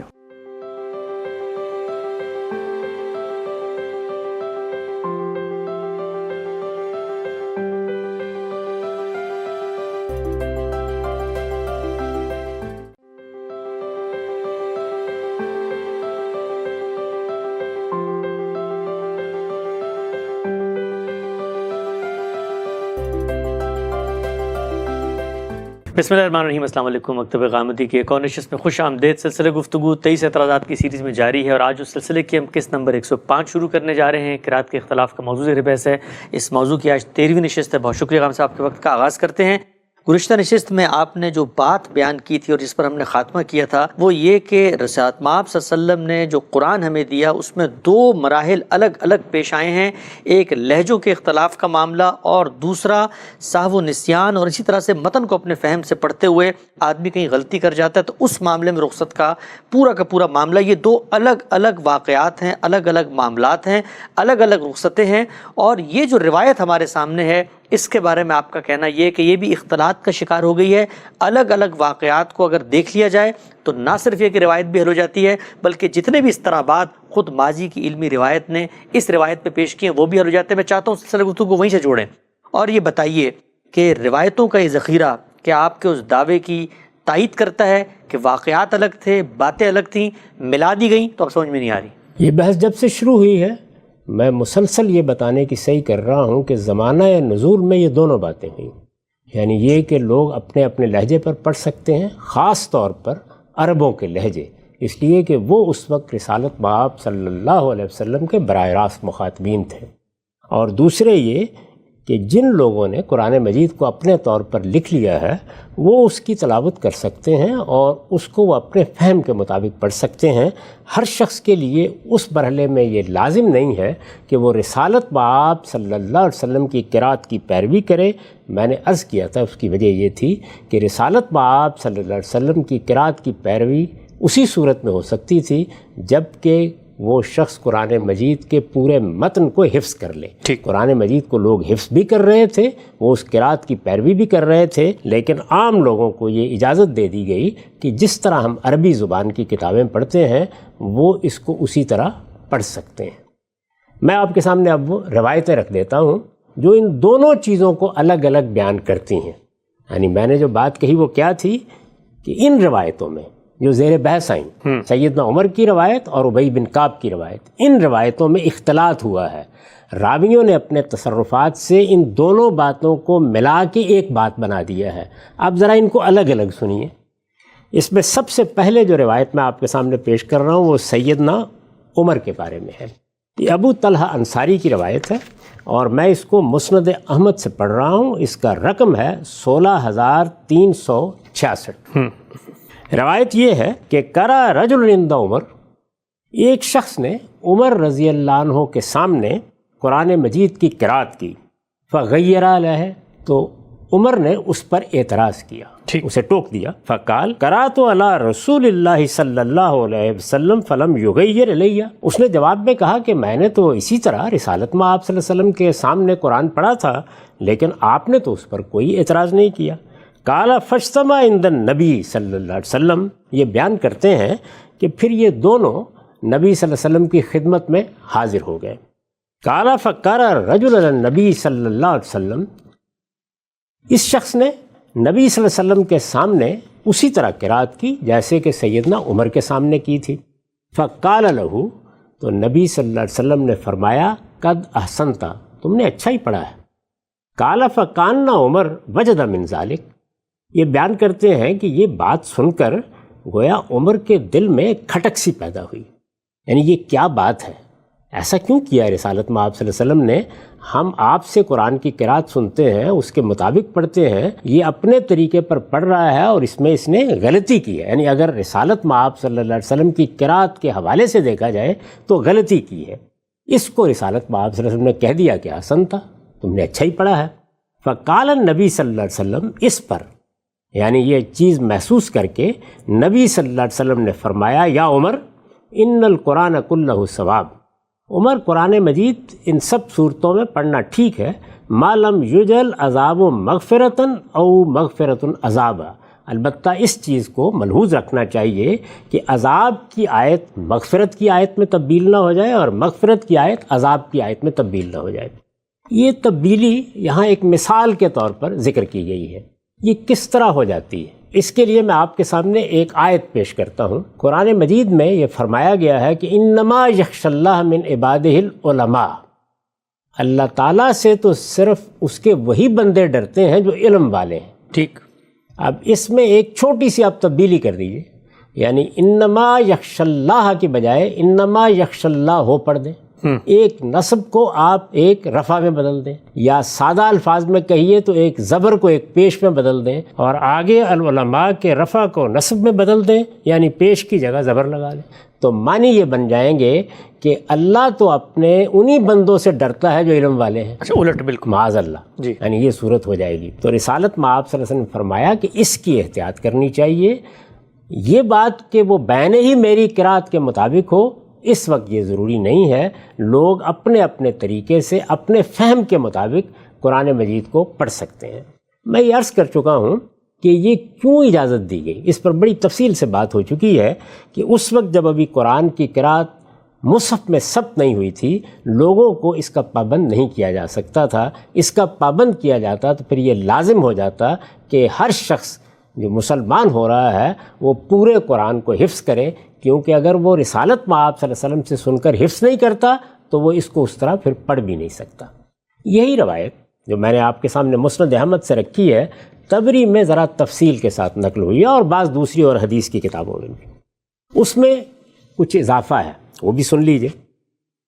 وہی بات بیان کیا انہوں نے، اسی طرح ایک آدمی کی قرات سنی، اسی طرح لے کر گئے، جب رسالت میں آپ صلی اللہ علیہ وسلم نے اس کی تصویب فرمائی تو فوقع فی صدر عمر شیء، تو عمر کے دل میں اس سے کچھ کھٹک پیدا ہوئی، وہاں بھی یہی ہے کہ کچھ کھٹک پیدا ہوئی۔ فعرف النبی صلی اللہ علیہ وسلم ذالک فی وجہہ، رسول اللہ صلی اللہ علیہ وسلم نے یہ چیز ان کے چہرے پر محسوس کر لی۔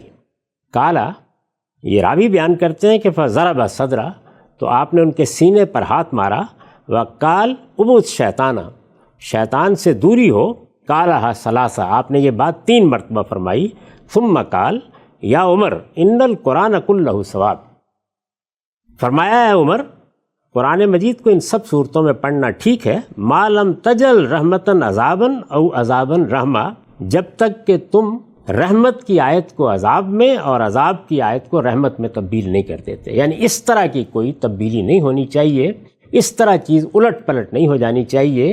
اگر یہ نہیں ہے تو اس وقت یہ رخصت ہے، ان سب صورتوں میں اگر لوگ قرآن پڑھ رہے ہیں تو یہ ٹھیک ہے، یہ رسول اللہ صلی اللہ علیہ وسلم نے فرمایا۔ یہ ایک صورت ہے، یعنی اس سے کیا معلوم ہوا؟ اس سے یہ معلوم ہوا کہ یہ واقعہ ایک بالکل الگ واقعہ ہے، یہ صورت بالکل الگ صورت ہے کہ کوئی شخص قرآن مجید کو اپنے فہم کے مطابق پڑھتا ہے، میں سنوں گا، آپ سنیں گے، اگر ہمیں قرآن مجید حفظ ہے اور ہم نے اس کو رسالت میں آپ صلی اللہ علیہ وسلم کی قرات پر حفظ کیا ہے تو ہم اعتراض کریں گے، اور اعتراض کریں گے تو آپ سے جا کر پوچھیں گے بھی، اور آپ اس موقع پر یہی کریں گے جو آپ نے کیا، یعنی آپ نے بتا دیا کہ اس وقت یہ رخصت ہے، اس پر کوئی اعتراض نہیں کیا جا سکتا۔ ٹھیک، یہ ایک صورت میں نے عرض کیا، یہ الگ کر دیں۔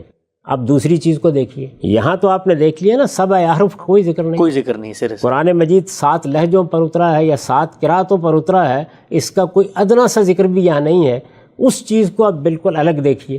یہ میں نے سیدنا عمر کی روایت آپ کے سامنے پیش کی اب یہ روایات میں ابی بن کعب رضی اللہ عنہ سے پیش کر رہا ہوں۔ ابی بن کعب رضی اللہ عنہ وہ دوسرے شخص ہیں جن کو اسی طرح کا معاملہ پیش آیا، وہ ہم اس سے پہلے زیر بحث لا چکے ہیں۔ ذرا سنیے کہ وہ اس 7 احرف کے معاملے کو کس طرح بیان کرتے ہیں، یعنی وہاں تو اختلاط ہو گیا نا، جیسے میں نے عرض کیا، الگ سے کیسے بیان کرتے ہیں۔ یہ روایت مسلم سے ہے، صلاۃ المسافرین سے میں اس کو پڑھ رہا ہوں، اس کا رقم ہے 821۔ ٹھیک۔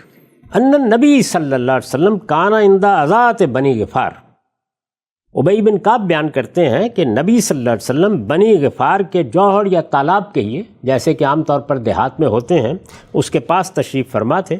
قال فاتاہ جبریل علیہ السلام، وہاں جبریل آ گئے۔ فقال ان اللہ یامرک ان تقرأ امتک القرآن علی حرف، انہوں نے یہ کہا کہ اللہ تعالیٰ نے یہی بات کہی ہے کہ آپ کی امت قرآن مجید کو ایک ہی لہجے پر پڑھے گی۔ فقال، رسول اللہ صلی اللہ علیہ وسلم نے فرمایا، اسأل اللہ معافاتہ و مغفرتہ و ان امتی لا تطیق ذلک، میں اللہ سے عافیت کی اور عفو و درگزر کی درخواست کرتا ہوں، اس لیے کہ میری امت اس کا تحمل نہیں کر سکے گی۔ ٹھیک۔ یعنی یہ بات کہ وہ سب کے سب ایک لہجے پر قرآن پڑھیں، یہ لوگوں کے لیے ممکن نہیں ہوگا۔ میں یہ عرض کر چکا ہوں کہ یہ کیوں ممکن نہیں ہوتا، اس پر ہم تفصیلی گفتگو کر چکے ہیں۔ یہ جو بات حضور نے فرمائی کہ لا تطیق ذلک، یعنی اگر یہ کہا جائے گا تو یہ تکلیف مالا یطاق ہوگی، یہ ممکن ہی نہیں ہے لوگوں کے لیے۔ ثم اتاہ الثانیہ، اس کے بعد جبریل دوسری مرتبہ آئے۔ فقال ان اللہ یامرک ان تقرأ امتک القرآن علی حرفین، اللہ تعالیٰ نے فرمایا ہے کہ یہ 2 لہجوں پر پڑھ سکتے ہیں۔ فقال اسأل اللہ معافاتہ و مغفرتہ، رسول اللہ نے پھر وہی بات کہی کہ میں تو اللہ تعالیٰ سے عافیت کی اور عفو و درگزر کی درخواست کرتا ہوں، وَإِنَّ أُمَّتِي لَا تُطِيقُ ذَلِكَ، نہیں یہ بھی نہیں ہو سکے گا، یعنی 2 سے بھی بات نہیں بنے گی۔ ثم جاءہ الثالثہ، پھر تیسری مرتبہ جبریل آئے۔ فقال، انہوں نے کہا ان اللہ یامرک ان تقرأ امتک القرآن علی 3 احرف، اللہ تعالیٰ نے فرمایا ہے کہ آپ کی امت 3 حرفوں پر، 3 لہجوں پر قرآن پڑھ سکتی ہے۔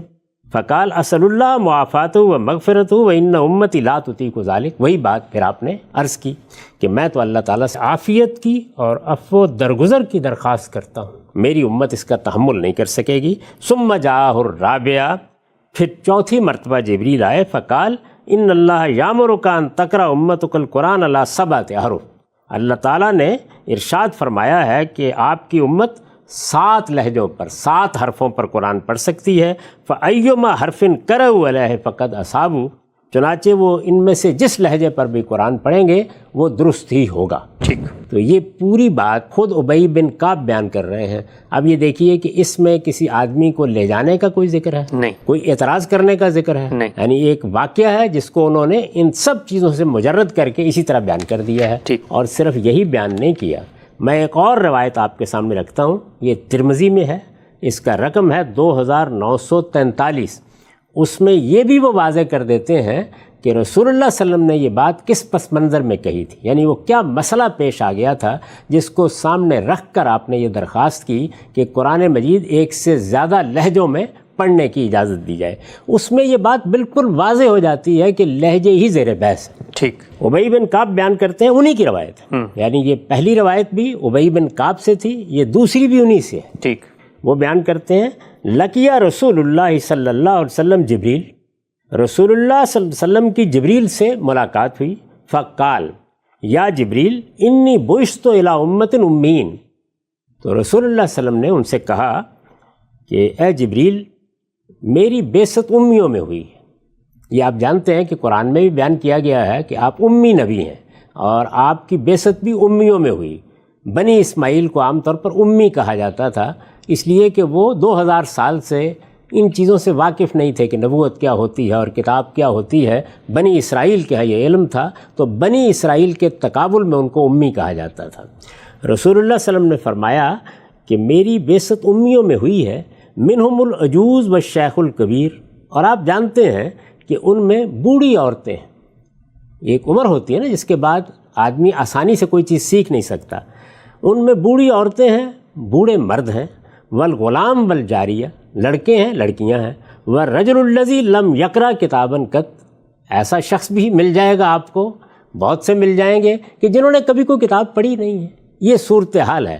یعنی میں جن لوگوں میں مبعوث ہوا ہوں ان میں یہ سب لوگ ہیں, ہر قبیلے میں ہیں, آ رہے ہیں, ایمان لا رہے ہیں. تو یہ کیسے ممکن ہے کہ یہ سب کے سب ایک ہی لہجے میں قرآن پڑھ سکیں؟ تو جبریل نے اس کے جواب میں یہ کہا کہ یا محمد ان القرآن انزل علی 7 حروف, یہ قرآن 7 حرفوں پر یا 7 لہجوں پر نازل کر دیا گیا ہے, چنانچہ یہ لوگ اپنے اپنے لہجے میں اب اس کو پڑھ سکتے ہیں. اب یہ دیکھیے کہ یہ دونوں روایتیں جس معاملے کو بیان کر رہی ہیں اس میں کسی پہلو سے بھی وہ چیز زیر بحث نہیں ہے جو ہم نے اس روایت میں دیکھی تھی جو سیدنا عمر کی نسبت سے پہلے بیان کی گئی, جس پر اعتراضات کیے گئے تھے, یا ابی بن کعب کی نسبت سے بیان کی گئی. میں اب ان میں سے ایک ایک اعتراض کو آپ کے سامنے دہراؤں گا اور یہ بتاؤں گا کہ وہ اعتراضات جو ان دونوں روایتوں پر ہوتے ہیں, یعنی سیدنا عمر سے متعلق روایت جس میں ہشام بن حکیم بن حزام کے ساتھ ایک معاملہ پیش آیا, ابی بن کعب کی روایت جس میں تکذیب تک دل میں پیدا ہو گئی, اس کا ذکر ہوا ہے. ان دونوں روایتوں کے بارے میں جو اعتراضات میں نے کیے ہیں, جو میں نے آپ کو پڑھ کے سنائے تھے, اب میں ایک ایک کو سامنے رکھ کر آپ کے سامنے یہ وضاحت کروں گا کہ اگر ان معاملات کو الگ الگ لے لیا جائے, یعنی یہ 7 احرف کا معاملہ الگ سے اس طرح بیان ہوا تھا, اسی طرح یہ بات کہ لوگ اپنے فہم کے مطابق تلاوت کر سکتے ہیں یہ الگ سے بیان ہوا تھا. اگر ان کو اس طرح الگ الگ رکھیں تو ان میں سے کوئی اعتراض بھی ان پر وارد نہیں, اور یہ الگ الگ خود روایت ہو چکے ہیں. یقیناً یہی بات ہے جس کے بارے میں نے کہا تھا کہ میں آپ کے سامنے اب وہ روایتیں رکھ دوں گا. ہماری پچھلی نشست میں یہ پوری بات تو میں نے بیان کر دی تھی, یہی کہا تھا کہ میں اب وہ روایتیں رکھ دوں گا آپ کے سامنے, جس سے واضح ہو جائے گا کہ اصل میں یہ 2 الگ الگ باتیں تھیں, 2 الگ الگ طریقوں سے بیان ہوئی تھیں. جن راویوں نے اس میں کوئی اختلاط نہیں پیدا کیا وہ اسی طرح ان کو الگ الگ بیان کر رہے ہیں, لیکن بعض راویوں نے اپنے تصرفات سے ان کو ایک روایت یا ایک واقعہ بنا دیا اور پھر وہ سارے اعتراضات پیدا ہو گئے. ٹھیک, یہ اعتراضات آپ جانتے ہیں کہ اس سے پہلے بھی میں نے اپنی کتاب میزان سے آپ کو پڑھ کے سنائے تھے. جی, اس میں پہلا اعتراض یہ تھا کہ یہ روایت بالکل ناقابل فہم ہو گئی, یعنی سیدنا عمر کی روایت بھی اور ابی بن کعب کی روایت بھی بالکل ناقابل فہم ہو گئی ہے, اور اتنی ناقابل فہم ہو گئی ہے کہ اس کا مفہوم ایک معمہ بن گیا ہے. چنانچہ بہت سی تعویلات کرنے کی کوشش کی گئی ہے. میں نے عرض کیا تھا کہ زرکشی نے 14 کے قریب اس کی توجیحات کی ہیں یا نقل کی ہیں, اور اس کے بعد کوئی بات نہیں ہے کہ جو حتمی طور پر کہی جا سکے. بالآخر لہجوں ہی کے معاملے میں وہ کچھ فرمایا ہے جو میں آپ کے سامنے پڑھ کے رکھ چکا ہوں. یہاں دیکھیے امام سیوطی نے, میں نے عرض کیا تھا کہ اس پر گفتگو کی, جتنے اقوال ہو سکتے تھے وہ نقل کیا, اور آخر میں یہ کہا کہ یہ تو پھر من جملہ متشابہات ہی ہو سکتی ہے, یعنی وہ چیز جس کی حقیقت کو اللہ ہی جانتا ہے, ہم اس کو نہیں سمجھ سکتے. یہ دیکھ لیجئے کہ یہ دونوں چیزیں جب الگ الگ ہم نے کر دیں تو ان میں سے کسی کے بارے میں بھی اب یہ نہیں کہا جا سکتا کہ یہ ناقابل فہم ہے. یعنی یہ بات کہ عربوں کے مختلف لہجے تھے, رسول اللہ صلی اللہ علیہ وسلم نے مختلف لہجوں پر پڑھنے کی اجازت دی, بلکہ یہ اجازت اللہ تعالیٰ سے چاہی, جبریل نے آ کے یہ اجازت دی, اور یہ کوئی 7 کے قریب لہجے تھے جن پر یہ اجازت دے دی گئی. اس میں کیا چیز ہے کہ جو ناقابل اور یاد آج بھی قائم ہے, وہ یہ آج بھی اسی طریقے سے قائم ہے, کوئی چیز ناقابل فہم نہیں ہے. جی. دوسری چیز کو دیکھیے, یعنی رسول اللہ صلی اللہ علیہ وسلم نے یہ اجازت دی کہ لوگ اپنے فہم کے لحاظ سے اپنے علم کے مطابق قرآن کی قرات کر سکتے ہیں. اس میں کچھ اختلاف ہوگا رسالت میں آپ صلی اللہ علیہ وسلم کی قرات سے. اس طرح کا کوئی آدمی مسجد نبی میں آ کے نماز پڑھے گا, سیدنا عمر بھی اس پہ اعتراض کر سکتے ہیں, ابی بن کعب بھی اعتراض کر سکتے ہیں, لے کے بھی جا سکتے ہیں. اس میں کیا چیز ہے جس میں استبعاد ہے؟ لے کے جائیں گے تو رسالت میں آپ صلی اللہ علیہ وسلم وہی بات کہیں گے جو آپ اس شخص کو کہہ چکے ہیں کہ تم پڑھ سکتے ہو, یہی کہیں گے نا. جی. اس میں اگر کچھ ہلکی سی کھٹک بھی پیدا ہو جاتی ہے دل میں تو ظاہر ہے کہ اس پر آپ مطمئن کر دیں گے, اور ایسا ہی آپ نے کیا ہے. اور یہاں آپ نے دیکھا کہ بس کھٹک کا ذکر ہوا ہے, یعنی وہاں راویوں نے کیا کیا ہے, وہاں اس کھٹک کو اٹھایا ہے, اور یہ کھٹک تو میرے آپ کے دل میں کسی وقت پیدا ہو سکتی ہے. یعنی یہ خیال پیدا ہوتا ہے کہ یہ بات سمجھ میں نہیں آئی, اتنی بات کافی ہے ان الفاظ میں, لیکن وہ اس سے آگے بڑھے ہیں اور وہاں تک بات کو لے گئے ہیں کہ ان کے دل میں تو ایسی تکذیب کا خیال پیدا ہوا, یعنی رسول اللہ کو جھٹلا دینے کا خیال پیدا ہوا جو کبھی جاہلیت میں بھی پیدا نہیں ہوا. اس سے اندازہ کر سکتے ہیں آپ کہ راویوں کے تصرفات بات کو اٹھا کر کہاں سے کہاں پہنچا دیتے ہیں. وہ چیز بھی بالکل ناقابل فہم ہو گئی تھی, اور میں نے عرض کیا تھا کہ وہاں پر تو خرق عادت سے کام لینا پڑتا ہے, اس لیے کہ جب اس درجے کا خیال پیدا ہو جائے تو پھر کس طرح اس کو دور کیا جائے گا. اور بات ایسی ہے, اور اتنی ناقابل فہم ہے کہ اس میں پھر خرق عادت ہی ہوگا، یہ کوئی طریقہ نہیں کہ سمجھائی جا سکے۔ یہاں دیکھیے کھٹک کا بیان بھی ہو گیا، رسالت میں آپ صلی اللہ علیہ وسلم نے ان کے سینے پر ہاتھ مارا، عمر رضی اللہ عنہ کے، ان کو مطمئن بھی کیا، اس لیے کھٹک پیدا ہوتی ہے تو یہی کہنا چاہیے نا کہ اس سے نجات حاصل کرنے کی کوشش کرو۔ پھر اس کے بعد استدلال کیا، بتایا کہ یہ بات ایسے ہے اور اس میں کوئی حرج کی چیز نہیں ہے۔ تو اب آپ یہ کہہ سکتے ہیں کہ دونوں واقعات کو الگ کر لیں، دونوں باتوں کو الگ کر لیں، تو یہ بات کہ یہ ناقابل فہم ہے یہ واپس لینا ہوگی جی، یعنی اب یہ بالکل قابل فہم ہو گئی۔ یعنی ابی بن کعب نے جس طرح اس کو بیان کیا کہ قرآن مجید 7 لہجوں پر نازل ہوا، بالکل قابل فہم ہے، اور عمر رضی اللہ عنہ کو جو واقعہ پیش آیا وہ اگر ابی بن کعب کو بھی پیش آیا ہے اور اتنا ہی پیش آیا ہے تو بالکل قابل فہم ہے۔ یہ پہلی بات۔ دوسری بات میں نے یہ عرض کی تھی کہ اس کی کوئی توجیہ ہم کریں گے تو واحد معقول توجیہ کیا ہو سکتی ہے؟ یہی ہو سکتی ہے نا کہ ہم 7 احرف کو لہجوں کے لیے لے لیں، یہ ہم نے لہجوں ہی کے لیے لے لیے۔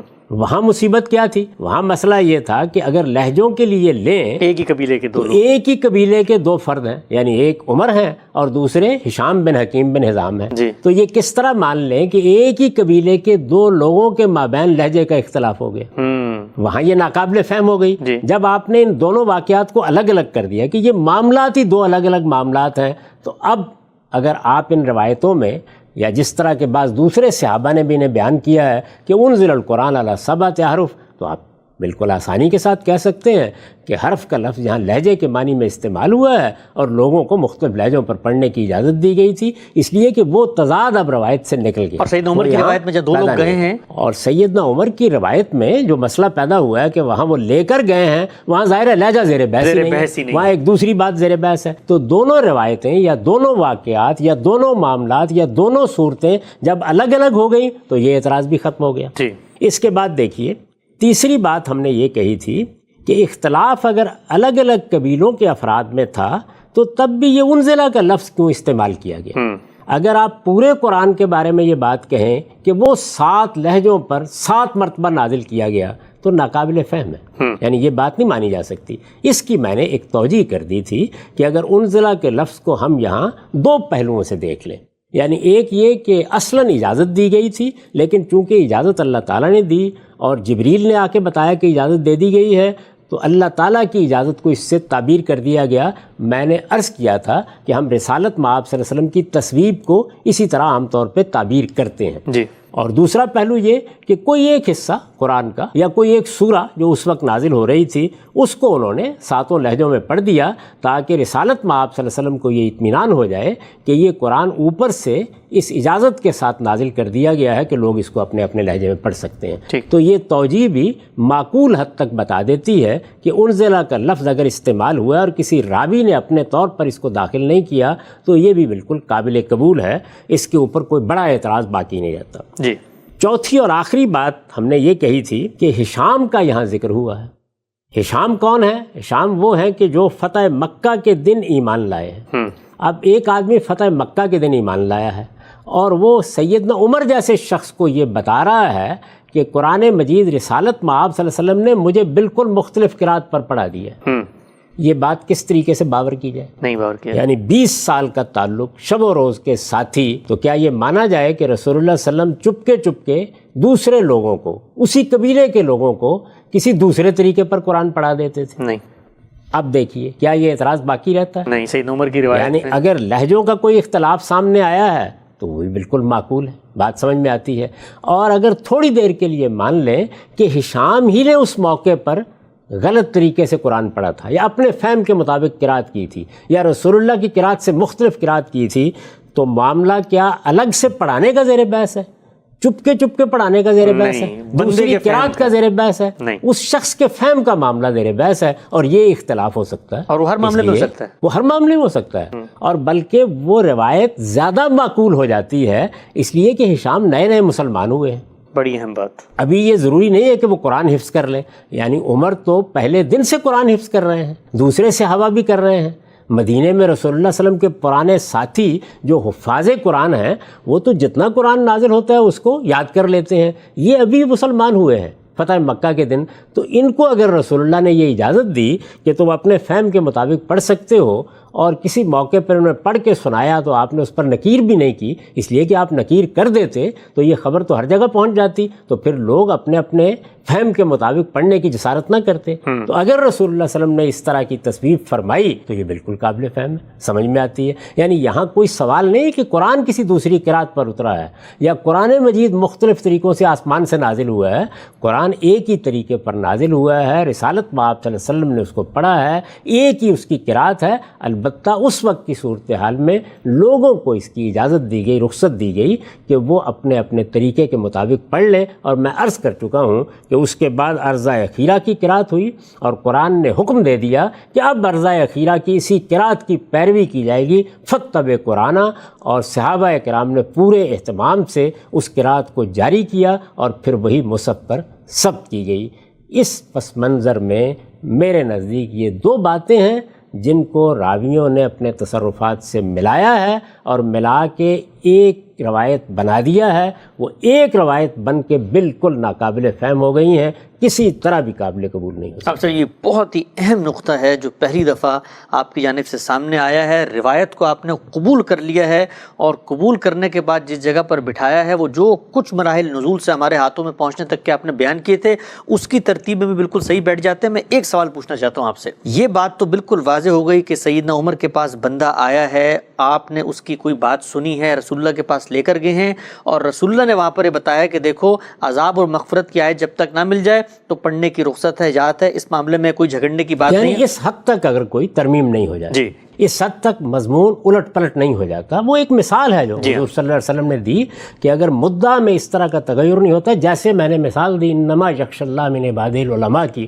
تو پھر اس میں کوئی حرج کی بات نہیں۔ تو یہ بات سیدنا عمر سے ایک جگہ نقل ہو رہی ہے۔ اسی طریقے سے یہ جو لہجوں کے اندر رخصت دی گئی ہے، رعایت دی گئی، آپ پڑھ سکتے ہیں، ظاہری بات ہے سیدنا عمر بھی اس سے واقف ہوں گے، سیدنا عمر اس کو بھی الگ سے بیان کر رہے ہیں۔ یہی معاملہ ہم ابئی کی طرف لے جاتے ہیں، ابئی بھی جانتے ہیں، اور ابئی کی روایت خود سامنے آ گئی کہ لہجوں میں جو رخصت دی گئی وہ کس پس منظر میں ہے، اور یہ بات کہ جی عذاب کی آیت، مغفرت کی آیت نہ بن جائے اور فہم سے آپ پڑھ رہے ہیں عرض اخیرہ سے پہلے، یہ ان کو بھی معلوم تھی۔ میں جاننا آپ سے چاہتا ہوں، ایک عام آدمی یہ سوچ رہا ہوگا کہ ظاہری بات ہے کوئی ایسا تو نہیں ہے کہ کوئی شخص بدنیتی سے بیٹھے اور انہوں نے کہا کہ آج ہم اس کو گھڑتے ہیں، یعنی دونوں لوگ دونوں باتیں نقل کر رہے ہیں، تو یہ بات قرین قیاس ہے کہ جو راوی نقل کر رہے ہیں وہ ان کی بات کا ابتدائی حصہ لے کے ان کی بات کا آخری ملا دیں، اور ان کا آخری لے کے ان کی ابتدائی ملا دیں۔ اس کو آپ یوں دیکھیے کہ ابی بن کعب سے بھی راویوں کو دونوں باتیں مل گئیں، جی ہاں، یعنی الگ الگ ملی ہیں۔ جی ہاں، ان کو یہ بھی معلوم ہوا ہے کہ ابی بن کعب نے یہ بتایا تھا کہ رسول اللہ صلی اللہ علیہ وسلم نے اجازت دی ہے کہ انزل القرآن علی سبعۃ احرف، جی یہ ایک الگ روایت ہے، اور دوسرا واقعہ بھی ان سے نقل ہو گیا۔ یہی معاملہ عمر رضی اللہ عنہ کے بارے میں ہوا، یعنی انہوں نے بھی کسی موقع پر یہ بیان کیا کہ رسول اللہ صلی اللہ علیہ وسلم نے یہ فرمایا تھا کہ انزل القرآن علی سبعۃ احرف، اور پھر یہ واقعہ جو میں نے آپ کو سنا دیا ہے یہ بھی کسی موقع پہ بیان کیا، یعنی واقعہ عمر کے ساتھ پیش آیا ہے یا ابی بن کعب کے ساتھ پیش آیا ہے تو وہی بیان کریں گے نا۔ تو انہوں نے اگر یہ واقعات بھی بیان کیے ہیں اور انزل القرآن علی سبعۃ احرف کو بھی الگ سے روایت کیا ہے، تو آہستہ آہستہ 1.5 صدی ہے نا جس میں یہ چیزیں آگے پہنچی ہیں، تو یہ جو آگے پہنچنے کا عمل ہے اس میں چونکہ دونوں کے دونوں وہ بات بیان کر رہے ہیں اور دونوں باتیں بیان کر رہے ہیں، تو اگر کسی راوی کو یہ غلطی لگ گئی کہ اس نے ان کو ملا دیا، یا 2 یا 4 کو غلطی لگ گئی، تو یہ بالکل قرین قیاس ہے۔ اس لیے کوئی ضروری نہیں ہے کہ یہ مانا جائے کہ کسی منافق نے یہ سب کچھ کیا ہے، یہ غلطی بالکل اسی طرح لگ سکتی ہے جس طرح میں اس سے پہلے واضح کر چکا ہوں کہ رب الفضل کی روایتوں میں لگی ہے، اس میں بھی یہی ہوا کہ دونوں باتیں الگ الگ بیان کی گئی تھیں، دونوں باتیں اپنی جگہ بالکل درست تھیں، لیکن راویوں نے ایک کا ایک حصہ ادھر ڈال دیا اور اس کا ایک حصہ ادھر ڈال دیا، نتیجے کے طور پر دونوں ناقابل فہم ہو گئیں۔ یہاں بھی بالکل اسی طریقے سے ہوا ہے، اور یہ اگر آپ غور کر کے دیکھیں تو روزمرہ ہمارے ساتھ ہوتا ہے، یعنی 12 ہوتا ہے کہ ہم 2 الگ الگ باتیں بیان کر رہے ہوتے ہیں اور کوئی شخص سننے کے بعد ان دونوں کو ملا دیتا ہے، اور ملا دیتا ہے تو وہ ایک ایسی بات بن جاتی ہے کہ جو کسی طرح نہ ہمیں قابل قبول ہوتی ہے نہ سننے والے کو قابل قبول ہوتی ہے۔ میں اپنی زندگی سے آپ کو مثال دے کے بتا سکتا ہوں کہ ایسا بارہا ہوا ہے کہ مجھے بالکل انہی لفظوں میں وضاحت کرنی پڑی کہ آپ نے یہ جو بات میری نسبت سے بیان کی ہے یہ 2 الگ الگ باتیں ہیں، میں نے ایک بات اس سیاق میں کہی تھی اور دوسری بات اس سیاق میں کہی تھی، لیکن سننے والے کو غلطی لگ جاتی ہے، ایک آدمی سے دوسرے آدمی تک بات پہنچتی ہے تو اس میں غلطی لگ جاتی ہے، اور یہ معاملہ کوئی 2 دن میں نہیں ہوا، یہ کم و بیش 1.5 صدی میں ہوا ہے، کیونکہ عمر رضی اللہ عنہ سے متعلق یہ روایتیں اس سے پہلے ہمارے سامنے نہیں آئیں۔ ٹھیک ہم صاحب، یہ جو نقطہ آپ نے بیان کیا ہے، بڑی صدیوں پر محیط لا ینحل مسئلہ، اور حدیث کے بارے میں یہ جو رویہ سامنے آتا ہے کہ بہر کیف اس کی ایک توجیہ ہو جاتی ہے، وہ قابل قبول ہو جاتی ہے، اور خود ذخیرہ حدیث سے جو شواہد پہلی مرتبہ سامنے رکھے گئے ہیں ان سے بھی یہ واضح ہوتا ہے کہ خود سیدنا عمر اس واقعے کو الگ سے کیسے بیان کر رہے ہیں، اور ابی کے ہاں جو چیز زیر بحث ہے انزل القرآن علی سبعۃ احرف میں، وہ لہجوں سے متعلق ہے۔